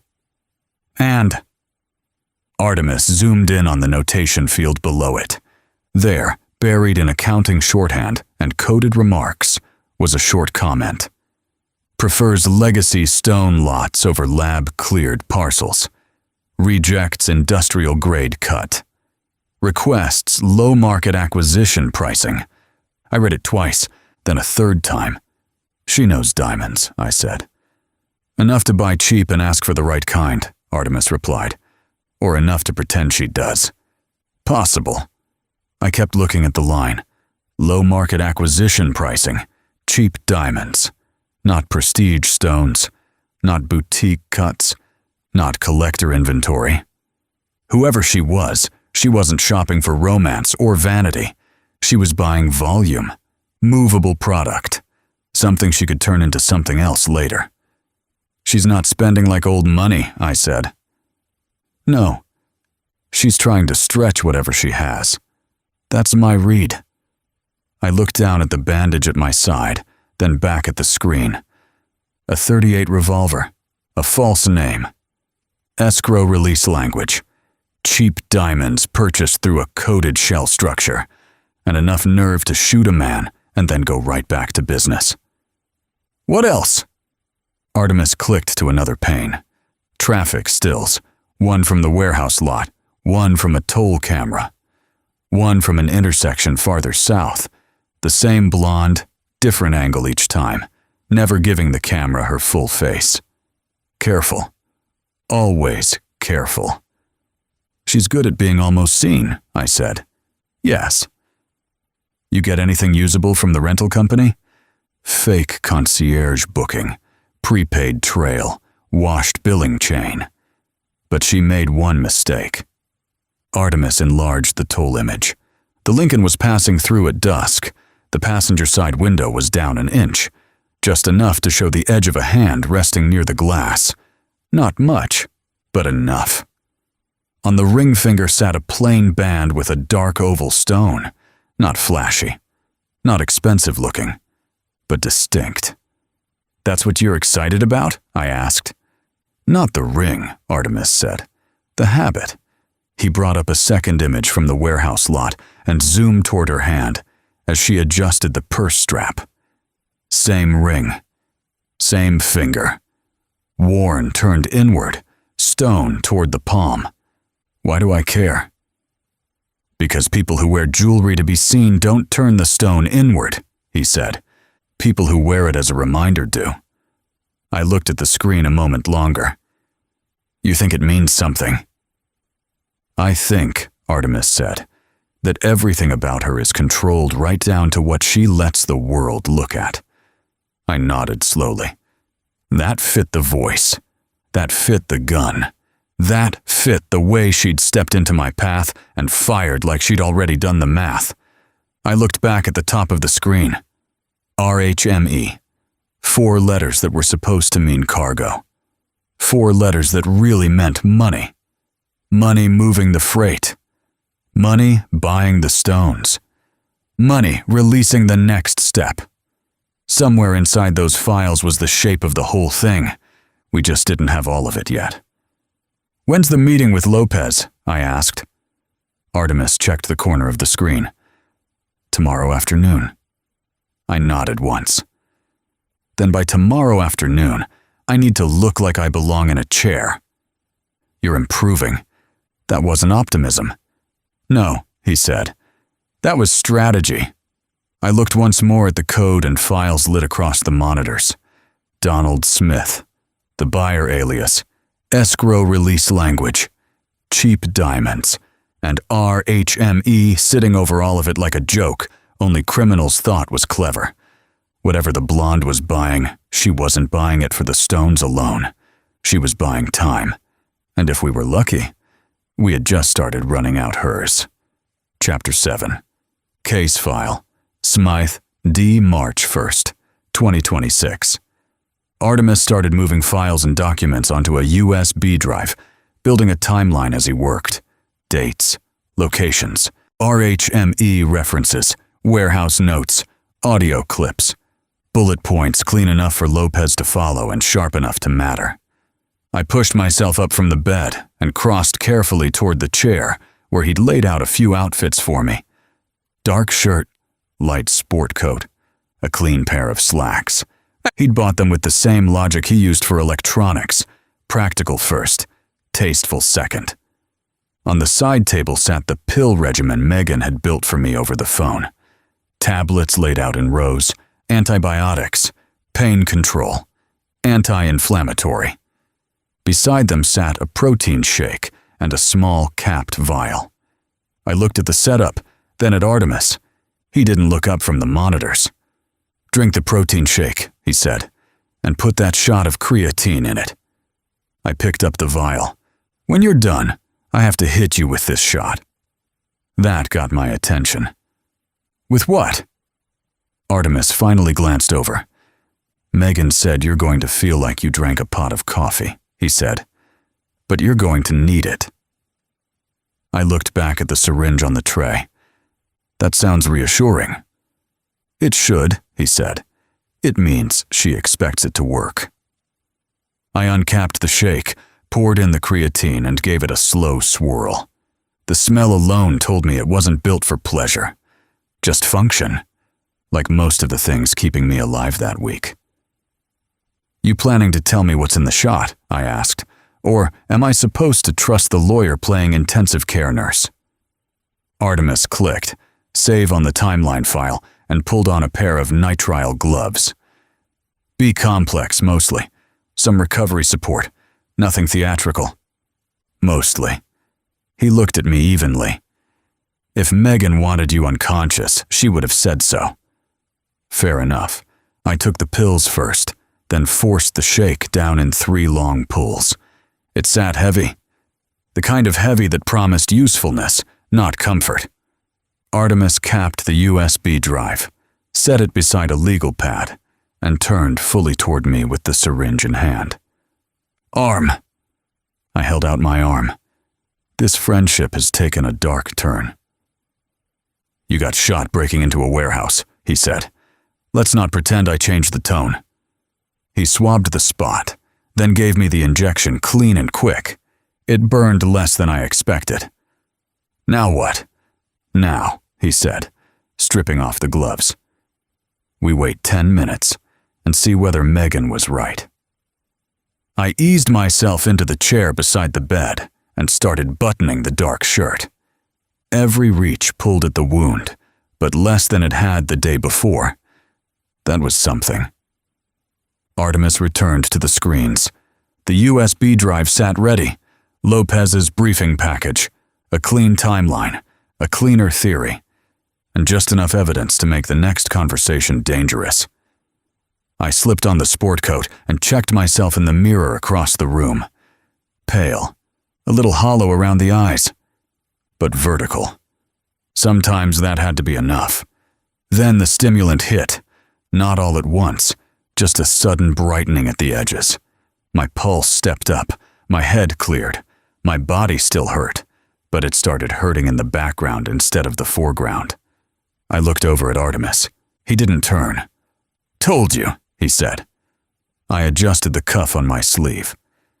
"Feels like I swallowed a courtroom in an engine block." "Good," he said. "That means you'll pass for alive."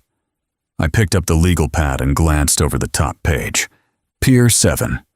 5 trucks. Dr. Ned's cream soda. Secondary warehouse. Shooting. RHME tied to escrow movement. Unidentified female buyer. 38 slug, I said. Artemis nodded. Included. I set the pad back down. All right. He finally looked at me. All right, what? I straightened the coat and took one careful breath. Let's go convince Olivia Lopez I'm fine. By the time we pulled into the parking area of the DA's office downtown, the gunshot wound had settled into a low roar instead of a knife fight. The color had mostly come back into my face, and my breathing felt steady enough to pass for normal if nobody looked too closely. Artemis killed the engine and looked over at me once. You upright? Vertical counts, I said. That wasn't the question. It's the answer you're getting. He gave a small nod, gathered the USB drive and legal pad, and we stepped out into the Florida heat. The walk to the entrance wasn't long, but I felt every yard of it. Not enough to stop me. Just enough to remind me the blonde had come closer than I liked. Inside, the blast of conditioned air hit us clean and cold. We crossed the lobby and ran straight into Antoine. His face lit up the second he saw us. Mr. Keller. Mr. Bozeman. Afternoon, Antoine, Artemis said. Antoine's smile held for half a beat. Then his eyes came back to me and narrowed just slightly. Something in my face, maybe. Or the way I was holding my side without realizing it. You doing all right, sir? He asked. I gave him the version of the truth that people use in government buildings every day. I've been better. He let out a polite laugh, unsure whether he was supposed to. Ms. Lopez is expecting you, he said. She asked that I bring you straight back the moment you arrived. That's why we're here, Artemis said. Antoine stepped out from behind the desk. This way. We followed him toward the elevators. The lobby floor shined like money. The walls carried framed photos of ribbon cuttings, civic awards, and elected smiles. Port Calusa liked to dress its power in glass and polish. Antoine hit the call button and glanced back at me once more. If you need water or anything before the meeting, just let me know. I appreciate it, I said. The elevator doors opened with a soft chime. We stepped in, and as the doors started to close, I caught my reflection in the mirrored panel. Suit coat straight, color back, eyes still a little harder than they should have been. Alive enough for a meeting. That would have to do. When the elevator opened on Lopez's floor, Antoine led us down the hall toward major crimes. He stopped outside her office door and gave one light knock. "Ms. Lopez," he called. "Mr. Keller and Mr. Bozeman are here." From inside came her voice, sharp and controlled. "Send them in." Antoine opened the door for us, and just before I stepped through, Artemis handed me the legal pad and kept the USB drive for himself. A small division of labor. I carried the timeline. He carried the damage. We walked in together. She was already on the phone when we stepped in. Spanish. Fast. Clipped. Businesslike. She looked up just long enough to see us, then lifted one finger and motioned for a minute. Artemis and I stopped just inside the office. Lopez turned slightly in her chair, one elbow on the desk, eyes on a file spread open in front of her. The Monica doll still sat near the corner of the desk, smiling at nobody. Her tone sharpened. "¿Qué manifiesto?" she asked. A pause. Then, "No, no me diga lo que debería decir. Léamelo." Artemis said nothing beside me, but I saw the shift in his expression. Not much, just enough to tell me he was listening closer than usual. Lopez reached for a pen and underlined something on the page in front of her. "Numero do contenedor?" Another pause. Then she repeated it in English under her breath as she wrote. "RHME." My eyes went to Artemis. He kept his face still. On the phone, Lopez's voice dropped lower. "Y salo de Florida hoy?" A longer pause. Then, "Destino?" She leaned back slightly in her chair and looked out the window for half a second. When she spoke again, the words came slower. "Riverbend Logistics." That landed like bad weather. I felt Artemis register it beside me even if he didn't move. Lopez said a few more words in Spanish, firmer now. "No autoriten nada todavía.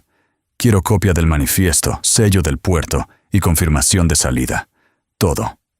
Ahora." She listened another few seconds, then ended the call and set the phone down carefully. For a moment she didn't say anything, just looked at us. Then she stood. "We have a problem." I eased into the chair across from her desk without asking permission. "That makes 3 of us." Artemis stepped forward and set the USB drive on her desk, but didn't sit. "You were just told one of the containers is leaving the state," he said. Lopez looked at him. "Yes. For Pennsylvania," he added. Her eyes narrowed slightly. "You speak Spanish." "Enough." I looked between them. "Tell me I heard that wrong." Lopez picked up the paper she'd been marking and turned it toward us. "Preliminary outbound manifest," she said. "One of the soda containers has been reclassified for overland transfer." She tapped the line with her pen. "Destination routing shows Riverbend Logistics." I stared at the words for a second. Not Riverbend, Florida. Not some shell 2 counties over. Riverbend. Home. That was the kind of coincidence that usually came carrying a knife. Artemis finally sat down, calm as ever. "Which container?" Lopez checked the notation. "Dr. Ned's cream soda." I let out a breath through my nose. "Of course it is." She looked at me. "You know that name?" "We followed it out of Pier 7, I said. 5 trucks left the yard. Only one mattered. Dr. Ned's was the winning card.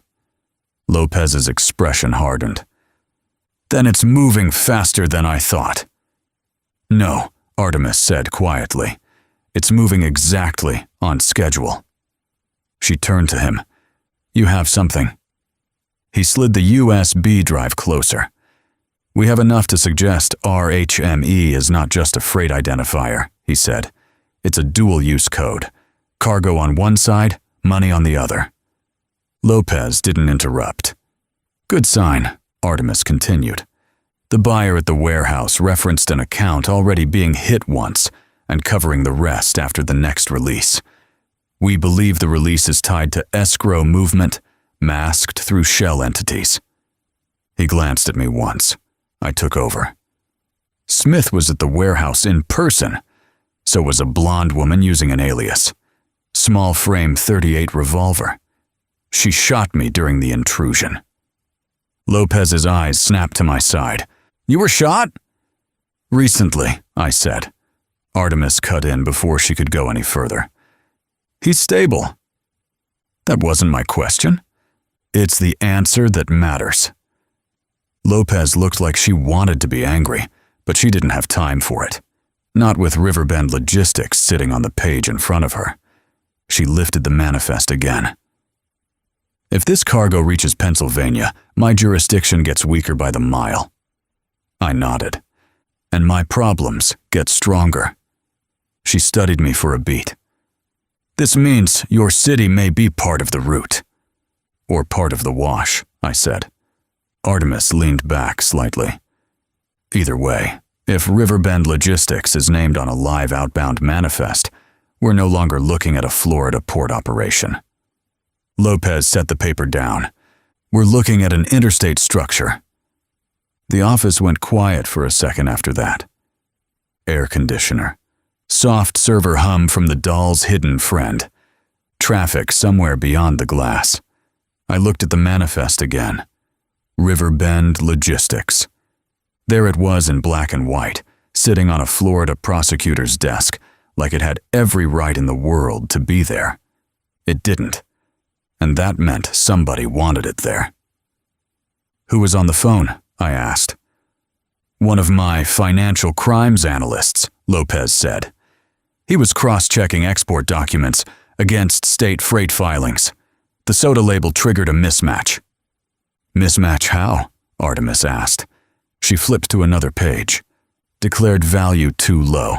Insurance rider too narrow. Fuel routing too expensive for the listed cargo weight. The paperwork is pretending to haul flavored sugar water. But it's spending money like it's carrying something worth stealing, I said. Exactly. Artemis gave one small nod. That's our container. Lopez looked at both of us. Then we stop it. I glanced at the paper again. No, I said. Not yet. She held my gaze. Explain. If you stop it now, Smith cuts loose everything behind it, I said. Shells, buyers, routes, cash rails. We get one truck and lose the map. And if I let it move? Then we follow it, Artemis said. Lopez looked to him. With chain of custody controls, interagency notice, and quiet coordination, he added. You don't seize the first link in a laundering chain unless you're willing to lose the rest. She thought about that. Didn't like it. Which meant it was probably right. Finally, she sat back down. You came in here half dead and started telling me not to take a live target. I adjusted slightly in the chair and felt the wound remind me to keep my mouth shut for at least 1 second. Then I said, I came in here to tell you Riverbend isn't the end of this. Lopez's eyes dropped once more to the manifest, then back to me. All right, she said. Then tell me how we keep it moving without losing it. And just like that, the meeting stopped being a briefing. It became a war plan. I reached into the inner pocket of my jacket and pulled out a plain white business card. No logo, no address, nothing fancy. On the front, it read, a Jackson. On the back, just a phone number. I set it on Lopez's desk. Now that this has gone interstate, I said, you need to call that number. She looked down at the card, then back at me. Who is a Jackson? Someone who can make sure this stops being just your problem. Her eyes narrowed slightly. That's not an answer. It's the only one you need right now, I said. I tapped the card once with my finger. Tell him I gave you this. Tell him the container is moving across state lines, and you need it intercepted clean. Artemis said nothing beside me, but I could feel him listening. Lopez picked up the card. And what exactly am I asking for? A controlled stop, I said. Nothing loud, nothing public. Get a GPS tracker on the container and let it keep moving. She studied me for a second. You want to let it run. I want to know where it dies. That held in the room a moment. Then I leaned back carefully in the chair and felt the pull in my side. If we grab it too early, we get cargo, I said. If we track it, we get structure. Lopez turned the card over once more, reading the number again. And you? I looked at her. I'm going to need eyes back on Pier 7. Artemis finally spoke. He's right. Lopez shifted her attention to him. The port is still the point of origin, Artemis said. Whatever came out can go out again. If RHME is cycling product through layered releases, Pier 7 is where the next pattern starts. I nodded. Smith doesn't just move goods, I said. He moves rhythm. If we can read the rhythm at the dock, we can get ahead of the next shipment. Lopez held the card in silence another second, then slipped it beside the manifest. You're asking me to trust a number on a blank card. I gave her a faint look. You already trusted a cartoon doll on your desk. That almost got a smile out of Artemis. Almost. Lopez leaned back in her chair. All right, she said. I'll make the call. Good. She glanced down at my side, then back up. And you are not going back into that warehouse again. I wasn't planning to. That wasn't reassurance. It's all I've got today. She stood with the card still in hand. And then let's see if your Mr. Jackson answers his phone. Outside her window, March hung over Port Calusa in a wash of white heat and glare.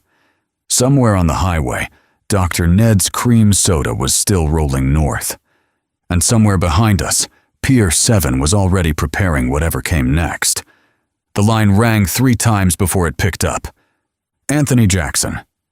Lopez didn't hesitate. Hello, Mr. Jackson. My name is Assistant District Attorney Olivia Lopez, Port Calusa, Florida. A beat. Then, what can I do for you, D.A. Lopez? I have a Mr. Martin Keller working a case for me. He said you're my guy to get things to happen. Across the desk, Artemis didn't move. I didn't either. You don't interrupt a call like this. On the other end, Jackson let the silence sit just long enough to make it feel deliberate. I see, he said.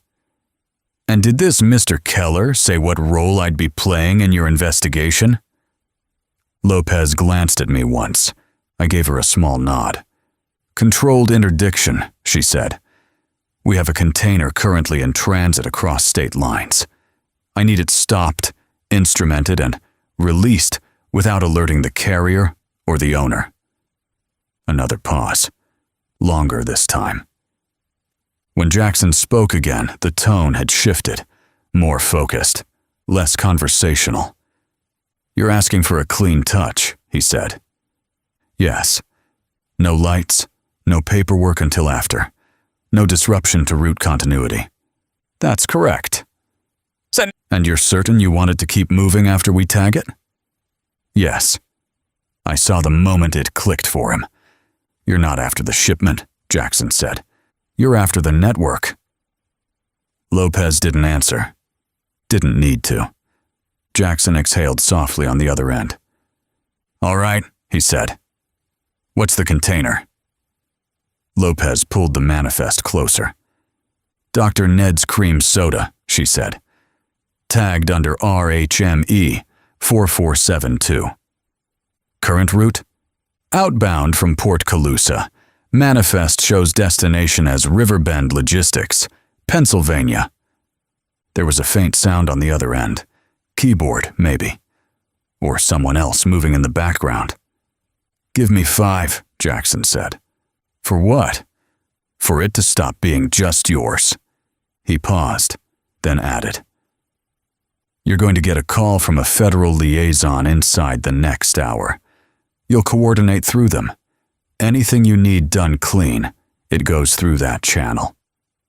Lopez's pen was already moving across the page. Understood. One more thing, Jackson said. Yes? You trust Keller? Lopez looked up at me, measured it, then answered. Yes. Good, Jackson said. Because if he's the one who handed you my number, That means whatever you're into is already bigger than you think." The line went quiet for a fraction of a second. Then, "Sit tight, Dia Lopez. We'll catch your truck." The call ended. Lopez lowered the phone slowly. No one spoke for a moment. Then Artemis leaned forward slightly. That went well. Lopez looked down at the card again, then back at me. "You didn't tell me who he was." I gave a small shrug. "I didn't tell you who he wasn't either." She held my gaze a second longer, then nodded once. "Federal," she said. "Enough of it," I replied. She exhaled and leaned back in her chair. "All right," she said. We let it run. I glanced toward the window. Somewhere miles away, Dr. Ned's cream soda was still rolling north, unaware that it had just picked up new passengers no one would ever see. And somewhere closer, Pier 7 was still breathing. I took a slow breath. It came with a slight wheeze and a reminder stitched into my ribs. "All right," I said. "We'll be down at the waterfront keeping an eye on activity." I pushed myself up from the chair, careful not to show how much it cost. As I stepped past her desk, I gave the Monica doll a light tap on the head. "Behave." I glanced back at Lopez. "We'll see you in 24 hours for the next brief." I gave her a small smile and moved toward the door. I had just touched the handle when her second phone rang. Different line, different tone. Artemis smiled faintly. "You're going to want to answer that." Lopez picked it up. "This is D.A. Lopez. How can I help you?" A faint voice came through the receiver. Clear enough for Artemis, not for me. But I didn't need to hear it. His expression told me everything. "I'm calling on behalf of Mr. Jackson," the voice said. Lopez straightened slightly. "Yes," she said. "Go ahead." Artemis turned toward the door. I followed. We stepped out into the hallway, leaving Lopez mid-call as the machine behind the doll quietly listened to everything she said. The door closed behind us. We walked toward the elevators. Artemis didn't say anything at first. Then, just before we reached the call button, "You know," he said casually, "it's good to see her embracing her childhood culture." I glanced at him. "That's so?" He said. "That Monica doll really ties the room together." I almost smiled. "You gonna tell her?" "No," he said. "I prefer long-term relationships." The elevator doors opened. We stepped inside. As they closed, Artemis added, "Besides, she hasn't noticed the strongest signal in the room is sitting 6 inches from her case files. She'll figure it out eventually." "Maybe," he said, "but not before it's useful." The elevator dropped, quiet, controlled, professional, until the doors opened again. The heat hit us as we stepped outside, Florida reminding me I was still alive. We made it to the SUV without drawing attention. Artemis unlocked it, and I eased into the passenger seat. The door shut. The world got quieter, contained again. He started the engine. I leaned back carefully and let the seat take some of the weight. Then I looked over at him.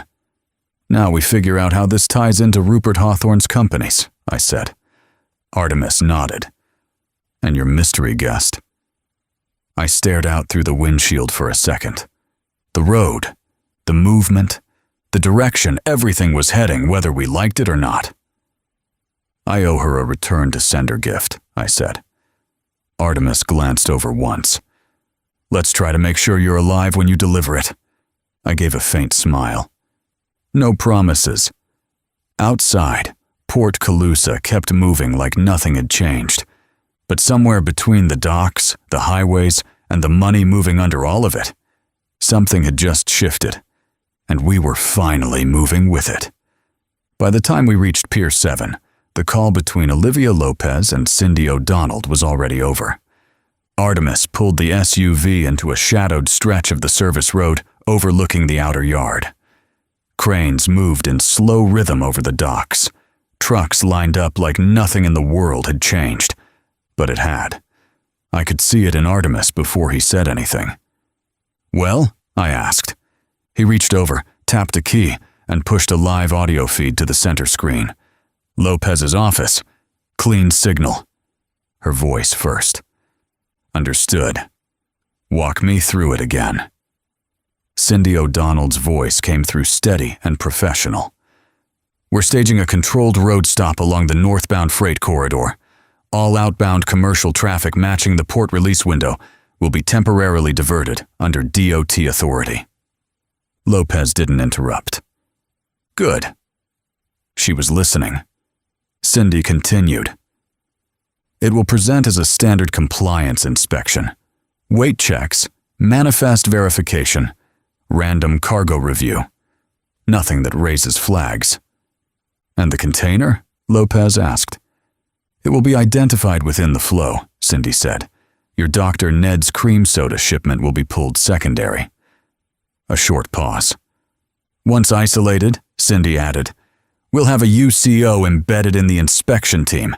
He'll install a secondary GPS tracker." "Secondary?" Lopez asked. "Yes," Cindy said. "Higher fidelity, encrypted, independent of your current signal." Artemis gave a small, approving nod. "Smart." Lopez's voice sharpened slightly. "And then you release it."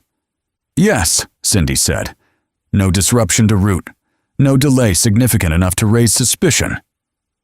"What about the other trucks?" Lopez asked. "2 additional freight units will be tagged as well," Cindy replied. "Staggered release. It reinforces the pattern of normal inspection and prevents your target from standing out in telemetry." 3 cards. Still a game.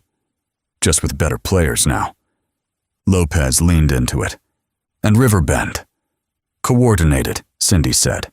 "We're setting a second observation point at the receiving docks tied to Riverbend logistics. Eyes on arrival. No premature contact." "No seizure?" Lopez asked. "Not unless you authorize it," Cindy replied. "Right now the objective is to map the network, not interrupt it." That hung in the air for a second. Then Lopez said, "Good." Artemis cut the feed. Silence filled the SUV again. Outside, Pier 7 kept moving like nothing in the world had shifted. Inside, everything had. "Staged road stop," I said. "All northbound traffic." "DOT cover," Artemis added. "UCO embedded." "Better tracker," I said. "Much better," he replied. "And 2 decoys tagged with it." He glanced at me. "They're playing the same game we are." I leaned back carefully. "That makes it fair." "No," Artemis said. "It makes it interesting." I let that sit a second, then felt the edge of the pain start creeping back in under the bandage. The stimulant was wearing thin. Artemis noticed. "Timing's about right," he said. He reached into the console and pulled out the vial and syringe. "It's time to take another one of Megan's shots." I looked at it. This time, I didn't argue. "This time," I said. "I welcome it." He gave tea. "This time," I said. He injection clean and quick. The burn hit first, then the clarity followed. Not instant, but fast enough. I exhaled slowly and looked back out at the docks. "Once that truck hits Riverbend," I said, "this stops being your city." Artemis nodded. "It becomes yours." I stared out at Pier 7. Cranes, containers, men moving steel like it was just another day. "Good," I said, "because I've got a feeling they're bringing this one home." And somewhere out on the highway, Dr. Ned's cream soda was still rolling north, only now. It wasn't alone. Chapter 8. Case file, Smith, D. March 1st, 2026. Noon came hard over Port Calusa. March shifted gears. The heat backed off just enough to make room for something worse. Dark clouds rolled in from the Gulf, stacking heavy over the skyline. Humidity broke for a brief, uneasy moment. Then the sky answered with thunder. Lightning split across the water in jagged veins. For a few hours, the storm took over the shift. We sat just outside Pier 7 and watched. Rain came down in sheets. Cranes didn't stop. Neither did the trucks. Semi after semi rolled out of the yard, each one carrying the same kind of lie. Soda labels, bright colors, cheap branding. Dr. Ned's. Gulf Cola, Sunrise Orange. All of it moving like sugar water and nothing else. All of it worth killing over. They're increasing volume, Artemis said from behind the screens. Or we're just seeing it now, I replied. He zoomed the feed. Time stamps lined up. Departure windows. Intervals between trucks. Routes branching off in controlled directions. Not random, not rushed. Planned. There, he said, pointing. I leaned forward. 3 trucks left within 5 minutes. Different brands, different routes, same handling pattern. They're cycling, I said. Staggered release, Artemis added. Keeps everything moving without clustering. Same as before. Yes. Another truck rolled out. Then another. Then one more. 5 again. I leaned back in the seat. They like their numbers. They like control, Artemis corrected. Lightning cracked overhead. The thunder followed a second later. Close. The kind of storm that didn't ask permission before it made itself known. We watched for another hour. Then another. Patterns don't show themselves right away. They repeat until you're smart enough to notice. Or dumb enough to miss them. By mid-afternoon it was clear. 5 truck dispersal. Multiple labels.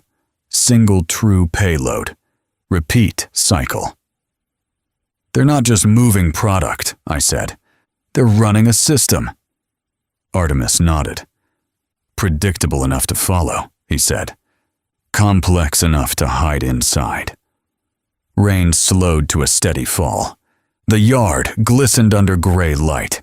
Steel, water, diesel. Everything looked colder than it should have been for Florida. Artemis leaned back slightly. We're missing something. I looked at him. Location? Presence, he said. I frowned. Explain. He gestured toward the docks. We're watching from the outside, he said. Every move we make is reactive. I followed his line of thinking. You want inside. I want control, he said. That tracked. He turned slightly in his seat. There are 3 vacant warehouse properties within a quarter mile of Pier 7, he said. 2 are listed. 1 isn't. Of course 1 isn't. Of course, he said. Lightning flashed again across the harbor. I watched the containers move through the yard. In, out, cycle, repeat. You're thinking we buy one, I said. I'm thinking we stop pretending we're just watching this, Artemis replied. That sat between us for a moment. Wasn't a small move. Buying ground near Pier 7 meant permanence, visibility, risk. But it also meant control. I nodded once. Which one? Artemis tapped a key. A property map appeared. Corner lot. Half block from a secondary access lane. Direct line of sight to outbound staging. That one, he said. I studied it. Price? Less than it should be, he said. Which means someone wants it ignored. I gave a faint smile. That's usually a good sign. Rain tapered off. The storm began to drift east. Sunlight pushed through the clouds in thin, sharp lines. Pier 7 kept moving, like it always had, like it always would, unless someone forced it to stop. We take another day, Artemis said. Watch the pattern. Confirm the cycle. Then we buy in. I nodded. 1 more day playing PI. 1 more day, he agreed. We sat in silence for a while after that, watching, counting, letting the system show itself. The phone rang just after 5. Not Artemis's line. Mine. I picked it up. Yeah. Marty. Ajax. His voice carried something I didn't like. Too tight. Too focused. "What's going on?" I asked. "We've got a problem," he said. I straightened slightly. "What kind?" A pause. Then, the container. My grip tightened on the phone. "What about it?" Another pause. Longer this time. "Somewhere between Virginia and Pennsylvania," Ajax said. "Either your GPS tracker malfunctioned." He hesitated. That was worse than the words. "Or it got wiped." I felt the shift immediately. Everything we had, every move, every step forward, balanced on that signal. "You sure?" I asked. "Signal's gone," Ajax said. "Not weak, not drifting. Gone." I looked over at Artemis. He was already watching me, already reading it. "Or?" I asked. Ajax didn't rush the answer. "Or somebody hit it with an EMP." The line went quiet. Outside, Pier 7 kept moving, like nothing had changed. Inside, everything just did. I lowered the phone slowly, looked at Artemis. "They just went dark," I said. Lightning cracked one last time over the harbor. Fading storm, fading signal, and somewhere between Virginia and Pennsylvania. The game had just changed. I let what Ajax said settle for a second. Then, "What about the 2 trailing units?" I asked. "The ones shadowing the cargo." Ajax exhaled on the other end. "They were still running north on 95, near the Beltway," he said. "Looked clean until it didn't." "What changed?" "Decoy swap," he said. "They had another truck staged near an off-ramp tied into an overpass. Our guys stayed on what they thought was your container." I closed my eyes for half a second. "And it wasn't?" "No," Ajax said. "By the time we caught the plate on the switch, your actual cargo had already split off." "Where?" "Couldn't get it clean," he said. "Somewhere between that interchange and the next push toward Pennsylvania." "So we followed the wrong truck." "Yeah." I let out a slow breath. "All right," I said. "Then it's worse than that." "How do you mean?" "We're not the only ones running a bug inside the DA's office." Silence on the line. Then, "That's a problem." "That's the problem," I said. I ended the call. I looked over at Artemis. He was already watching me. "They burned the tracker," I said. "Or forced a switch." He nodded once. "Decoy rotation at highway level," he said. "That's not improvisation." "No," I said. "That's design." I shifted in the seat, ignoring the pull in my side. "All right," I said. "We move forward." "With what?" Artemis asked. "With control," I said. I nodded toward the docks. "Get the warehouse on paper." He didn't hesitate. "Shell or front?" "Front," I said. "Something clean. Something that can't be questioned for being here." "Logistics?" Too obvious. "Storage?" Too static. I thought about it for a second. Then, "Imports," I said. "Electronics. Something that moves.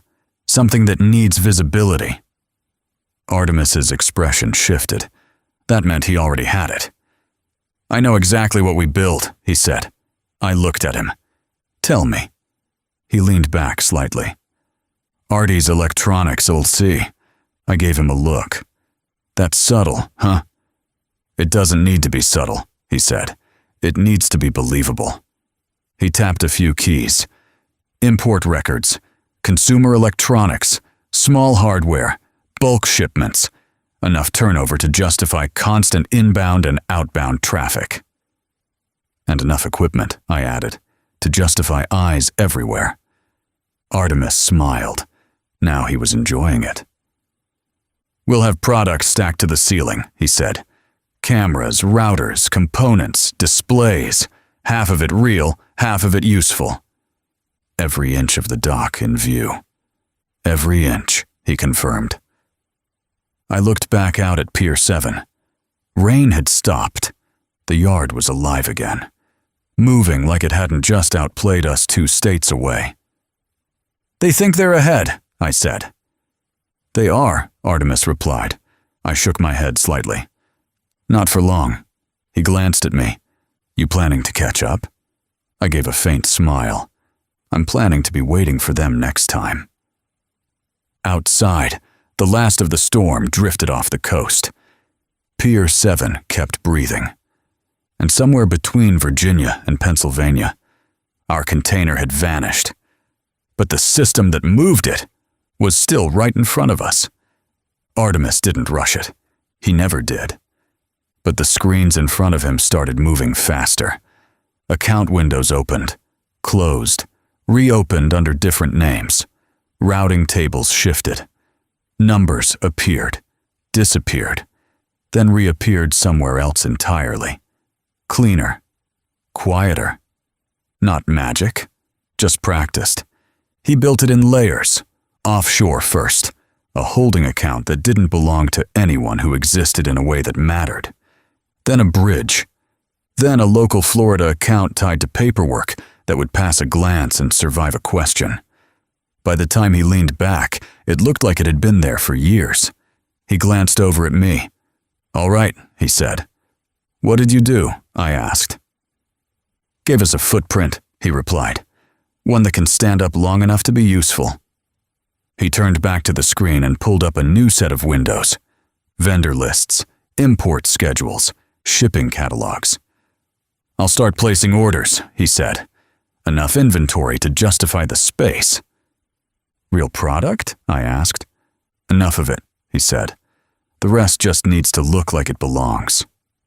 He paused, then added, "I'll also bring in crews, small teams, short contracts, nobody who stays long enough to ask questions."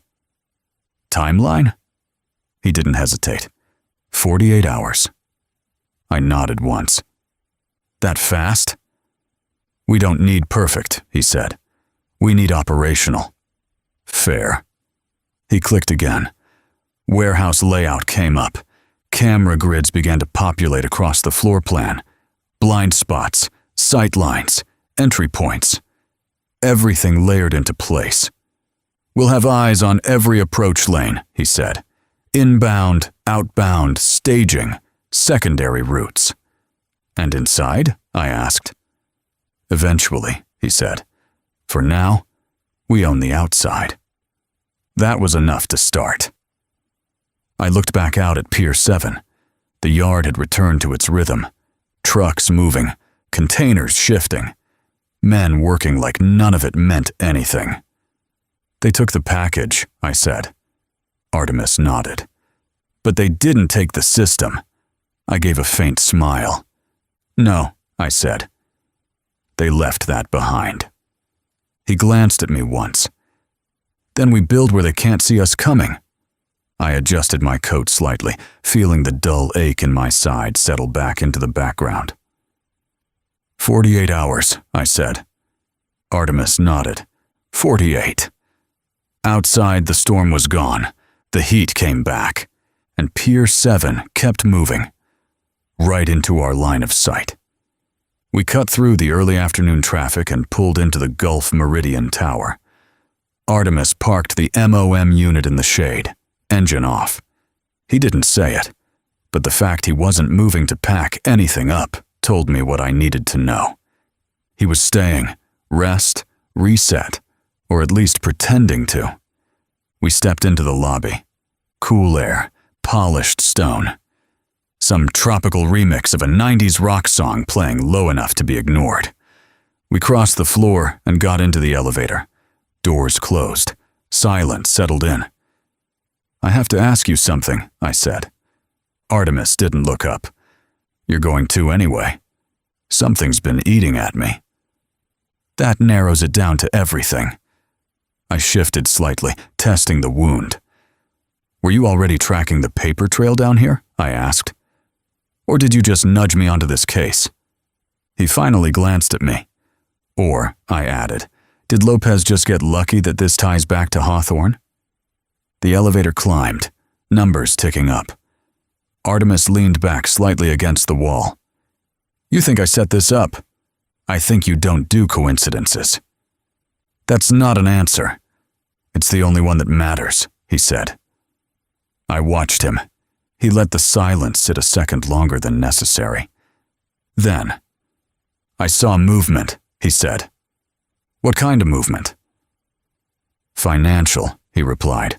Fragmented accounts tied to shell structures that didn't match their declared activity. Hawthorne. Not directly, he said. Not at first. I narrowed my eyes slightly. But close enough, I said. Close enough to be interesting, he corrected. The elevator chimed past another floor. So what? I asked. You pointed me at Florida and waited to see what happened. I didn't point you, he said calmly. I didn't stop you. That was more honest than I liked. You knew it might tie back to him. I knew it could, Artemis said. And if it didn't? Then you had a clean case in a different jurisdiction while your license cooled off in Riverbend. I let out a slow breath. So, either way, I was useful. He looked at me. You're always useful. That didn't sound like a compliment.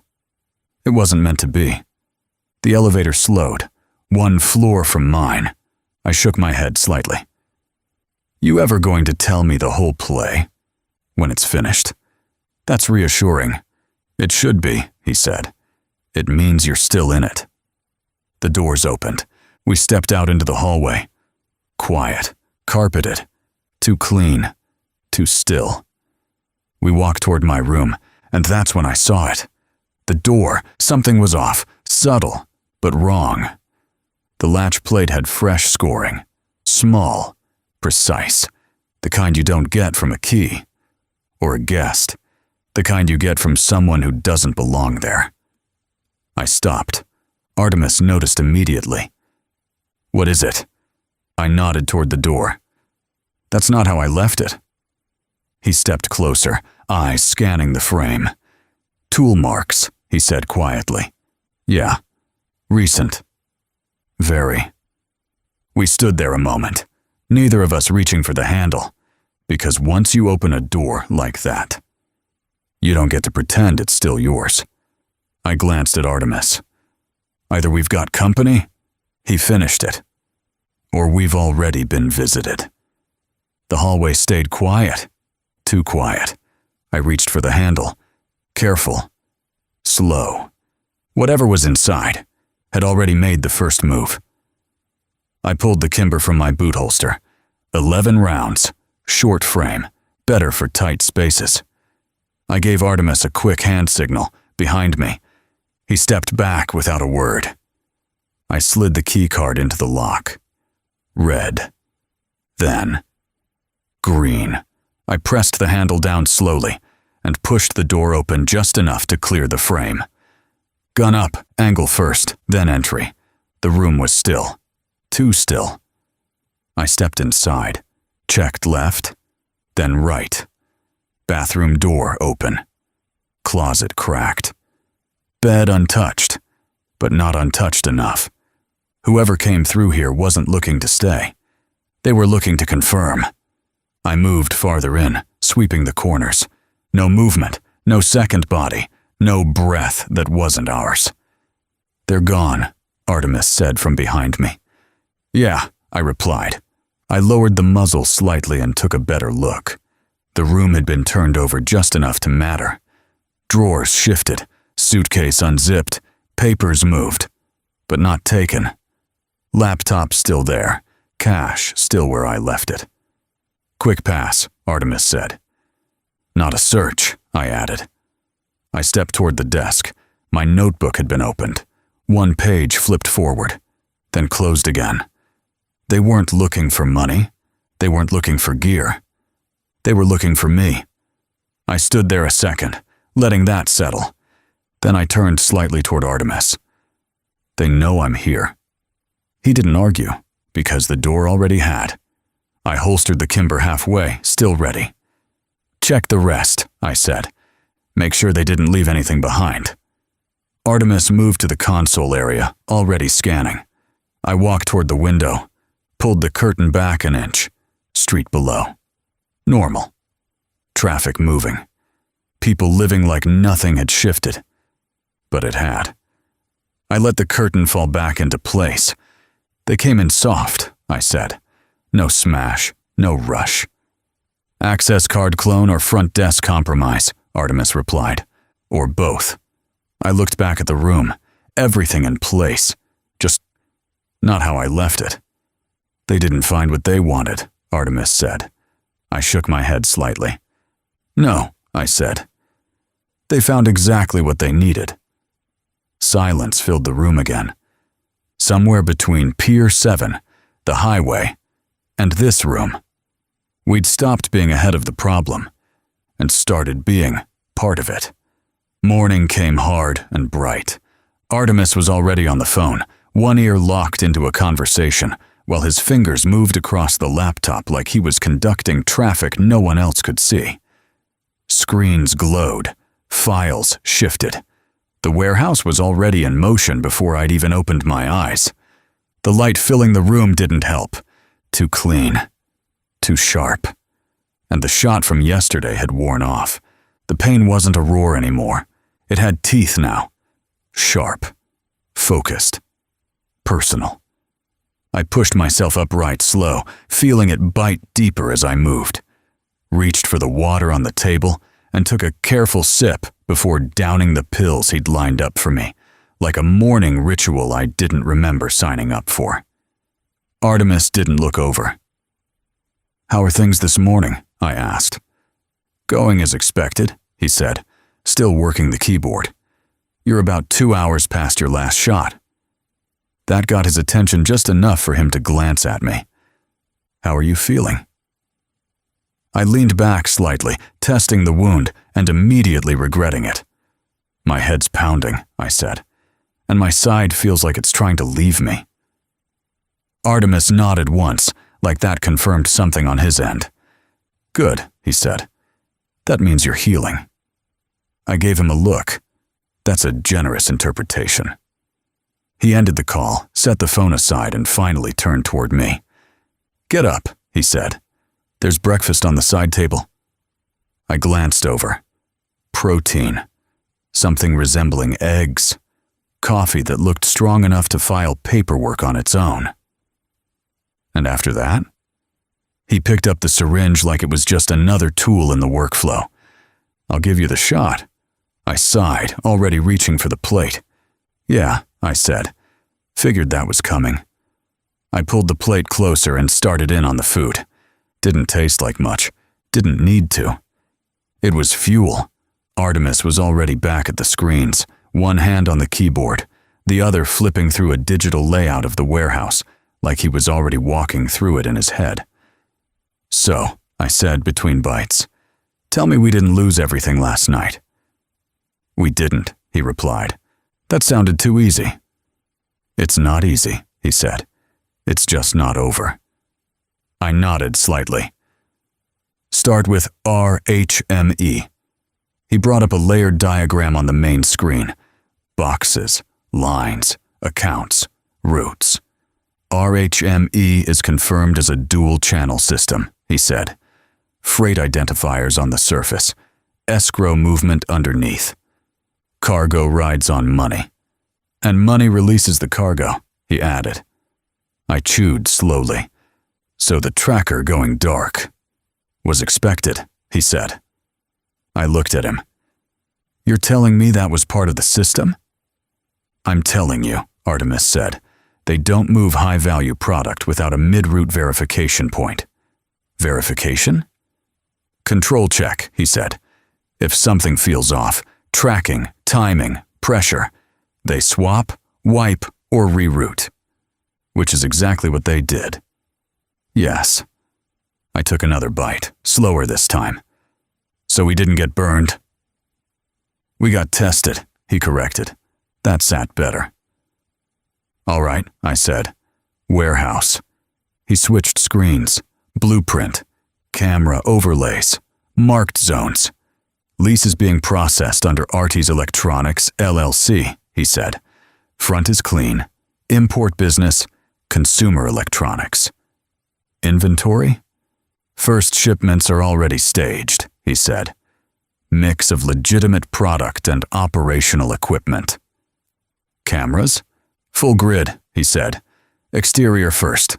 Dock-facing coverage. Secondary angles on approach lanes. And inside? Phase 2, he replied. We'll build that out once we're physically in. I nodded. Crews. Rotating, he said. Short-term hires. No overlap. No familiarity. Good. I finished the last of the food and pushed the plate aside. Timeline? 48 hours to operational, he said. 24 to usable. That was faster than I expected. All right, I said. Next move. Artemis paused for a second, then turned slightly in his chair. We stop reacting, he said. I leaned back carefully. Meaning? Meaning we know the pattern now, he said. 5-truck dispersal. Soda labeling. RHME-linked release cycles. And we wait for the next cycle, he said. But this time we're inside the perimeter. I nodded slowly. Pier 7. Yes. We watch the next shipment before it leaves. No. And we track it before they know we're looking, he added. I thought about that for a second. Then, the blonde, I said.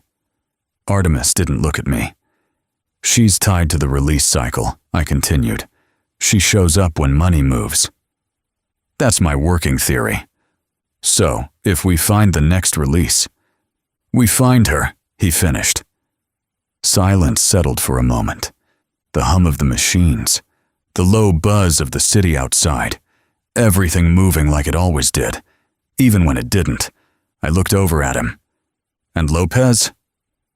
She'll be looped in on what she needs, he said. Nothing more. And the leak? He finally looked at me. Still there.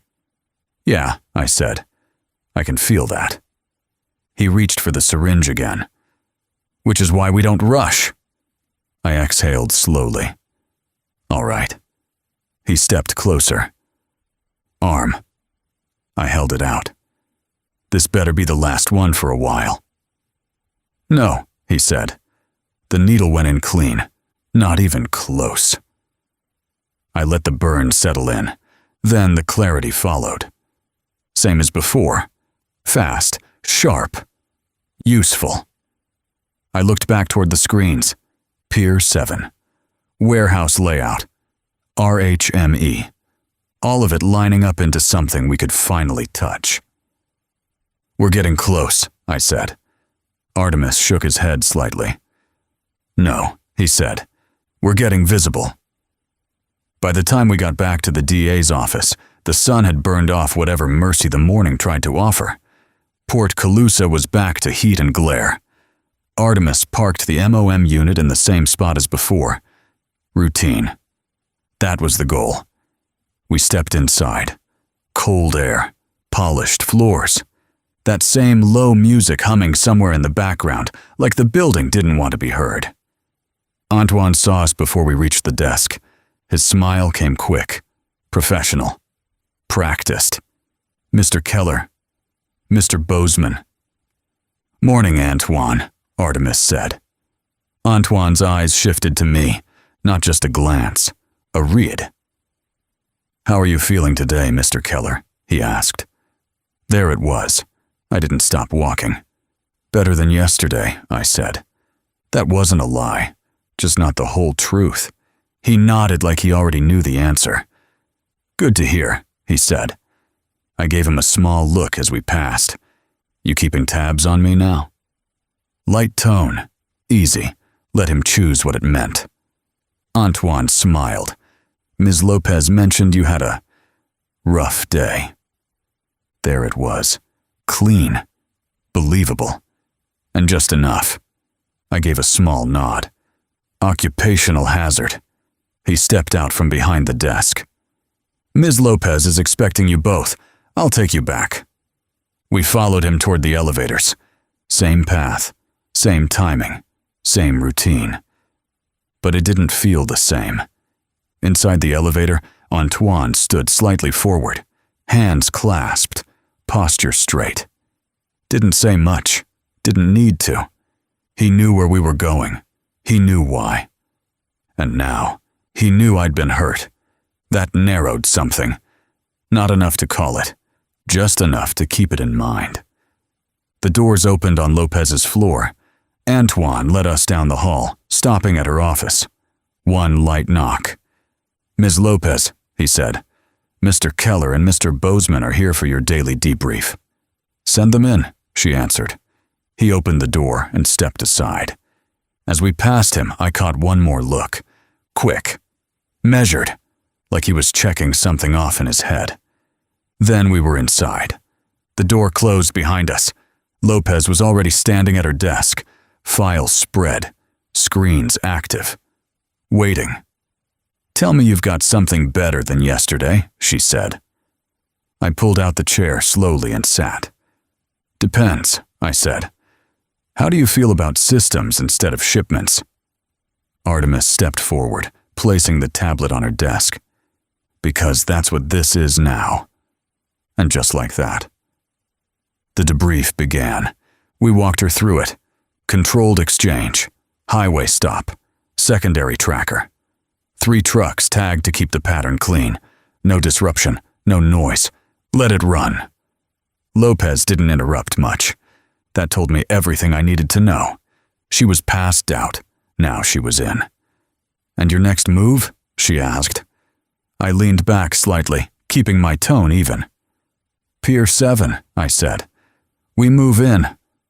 Her eyes narrowed just enough. "Define move in." "Presence," I said. "Not intrusion." Behind me I heard it. Not loud, not obvious, but familiar.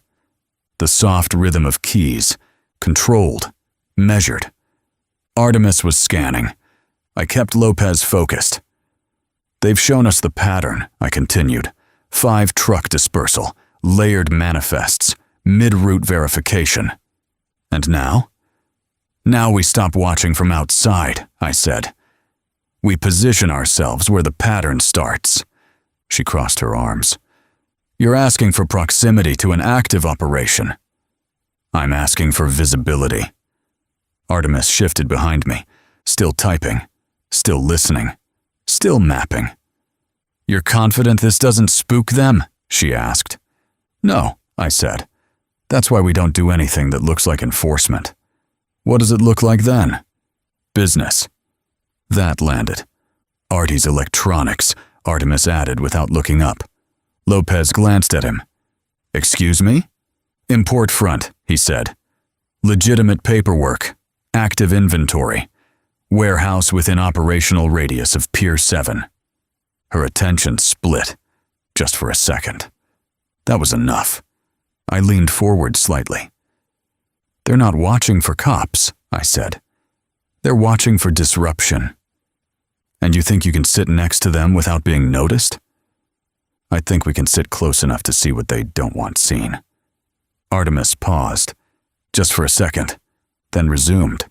Lopez picked up a pen. "And what do you expect to find that you don't already have?" I didn't hesitate. "The next release." Silence. That mattered. "They lost a container," I continued. "They recovered control. That means the system tightens next cycle." "And that's when they make mistakes," Artemis said quietly. "You're both assuming pressure." "No," I said. "We're counting on it." Artemis closed the laptop halfway. Scan complete. Whatever he found, it was enough. Lopez set the pen down. "All right," she said. "You move forward with the warehouse." "We already are," Artemis replied. That earned a look. "Of course you are." I stood slowly. "No enforcement," I said. "No flags. Let them keep believing they're ahead." Lopez nodded once. "And if they're not?" I gave a faint smile. "Then we'll be the first ones to know." We turned toward the door. I gave the Monica doll a light tap on the head as we passed. Routine, casual. Nothing to see. Outside, Antoine looked up immediately. "Everything go all right?" "Productive," I said. His eyes flicked between us, still measuring, still tracking. "We'll be back," I added. "I'll let her know." We didn't stop walking, didn't look back. But I felt it, that quiet awareness trailing us out of the office. Pier 7 didn't sleep, it just changed faces. By the time I came back, the sun was gone, and the harbor had traded daylight for sodium glow and hard shadows. Floodlights burned across the yard, casting everything in that washed-out yellow that flattened depth and hid movement in plain sight. Night made the dock honest. You could see what mattered. Across the waterline, something new cut through the darkness, lit clean, bright, intentional. RT Electronics Logistics, Depot, LLC. The sign stretched across the side of the warehouse, LEDs humming steady, white against the black harbor air. Too clean for this place. Too new. Perfect. I adjusted the Macland badge on my chest and walked the perimeter like I belonged there. Same pace, same posture. Third time stepping into Smith's world. Third time walking out of it. That kind of thing doesn't go unnoticed. The yard was tighter tonight, more controlled, less wandering, more direction. 5 trailers sat staged near the outbound lanes. Same pattern, same illusion. Dr. Ned's cream soda, Sun Fizz Orange, Blue Harbor Cola, Gulf Pop Root Beer, Crystal Cane Lemon. It wasn't the containers, it wasn't the trucks, it was the sequence. Forklifts moved with precision, loading partial pallets across all 5 trailers. No full transfers, no complete shipments, fragmented cargo, distributed risk. And every time a pallet came off the Dr. Ned's container, a man with a tablet logged it, paused, approved it. Control point. Inspector. The voice came from behind me, closer than before. I turned. Donald Smith stood just outside the loading lane, dark coat. No smile. "You're persistent," he said. "Regulations don't take nights off." He shook his head slightly. "No," he said. "They don't." A step closer. "But you should have." There it was. "I gave you 2 chances," Smythe said. 2 opportunities to walk away." I didn't answer. His eyes hardened. "And now you come back a 3rd time." A pause. "You're either stupid, or you think you're invisible." Behind him. Movement again. More organized this time. Less reactive. He wasn't improvising anymore. He was finishing something. "I know who you are," Smith said. "Private investigator." A slight tilt of his head. "Keller." No more pretending.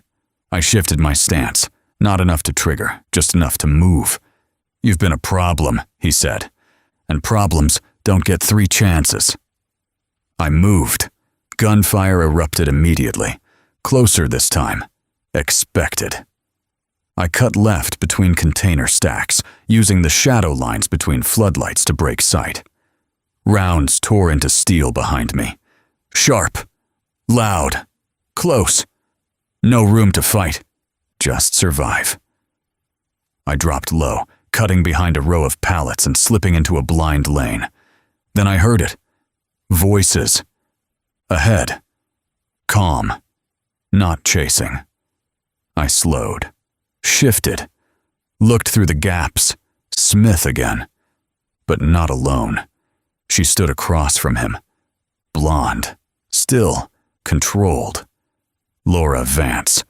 The air around them felt different. Not tense. Settled. Decided. "You let him walk," she said. Not a question. Smith's jaw tightened. He got lucky. No reaction. No blink. "Twice?" she asked. Silence. 3 times, she corrected. That landed, harder than any shot. You don't understand what Smythe started. I understand exactly what you've done, she said. Calm, even. You exposed timing. You broke containment. And you let an outsider walk through my operation. 3 times. My operation. There it was. Smith saw it too. Too late. You don't get to... She drew the revolver. .38. Steady, no hesitation. This is why you're being replaced. First shot. Center mass. The crack cut across the dock. Smith staggered. Shock setting in. Second. Drove him back into the steel frame behind him. Third. Dropped him. 3 clean shots. No wasted motion. Silence. Then. Movement resumed. Forklifts rolled. Drivers repositioned. The trailers aligned for departure. Like nothing had happened. Laura lowered the weapon, looked down at Smith once, then turned. Continue the load. And just like that. Donald Smythe stopped existing. I stayed in the shadows. Didn't move, didn't breathe. Her eyes moved across the yard. Sharp, deliberate. For a second they slowed. Not on me, close enough to matter. Then she moved on, because I wasn't the problem anymore. I pulled back. Slow. Controlled. By the time I cleared the perimeter, the 5 trailers were already rolling. And across the dock, RT Electronics Logistics Depot, LLC, burned bright against the dark water. Watching. Waiting. I got into the truck and shut the door. Artemis! A beat. She just killed him. Silence on the line. Then, I saw. I looked back at the dock one last time. She didn't take over, I said. Another pause. She replaced him. And somewhere between the floodlights and the moving trucks, March pressed in close. Warm. Heavy. Watching. And this time,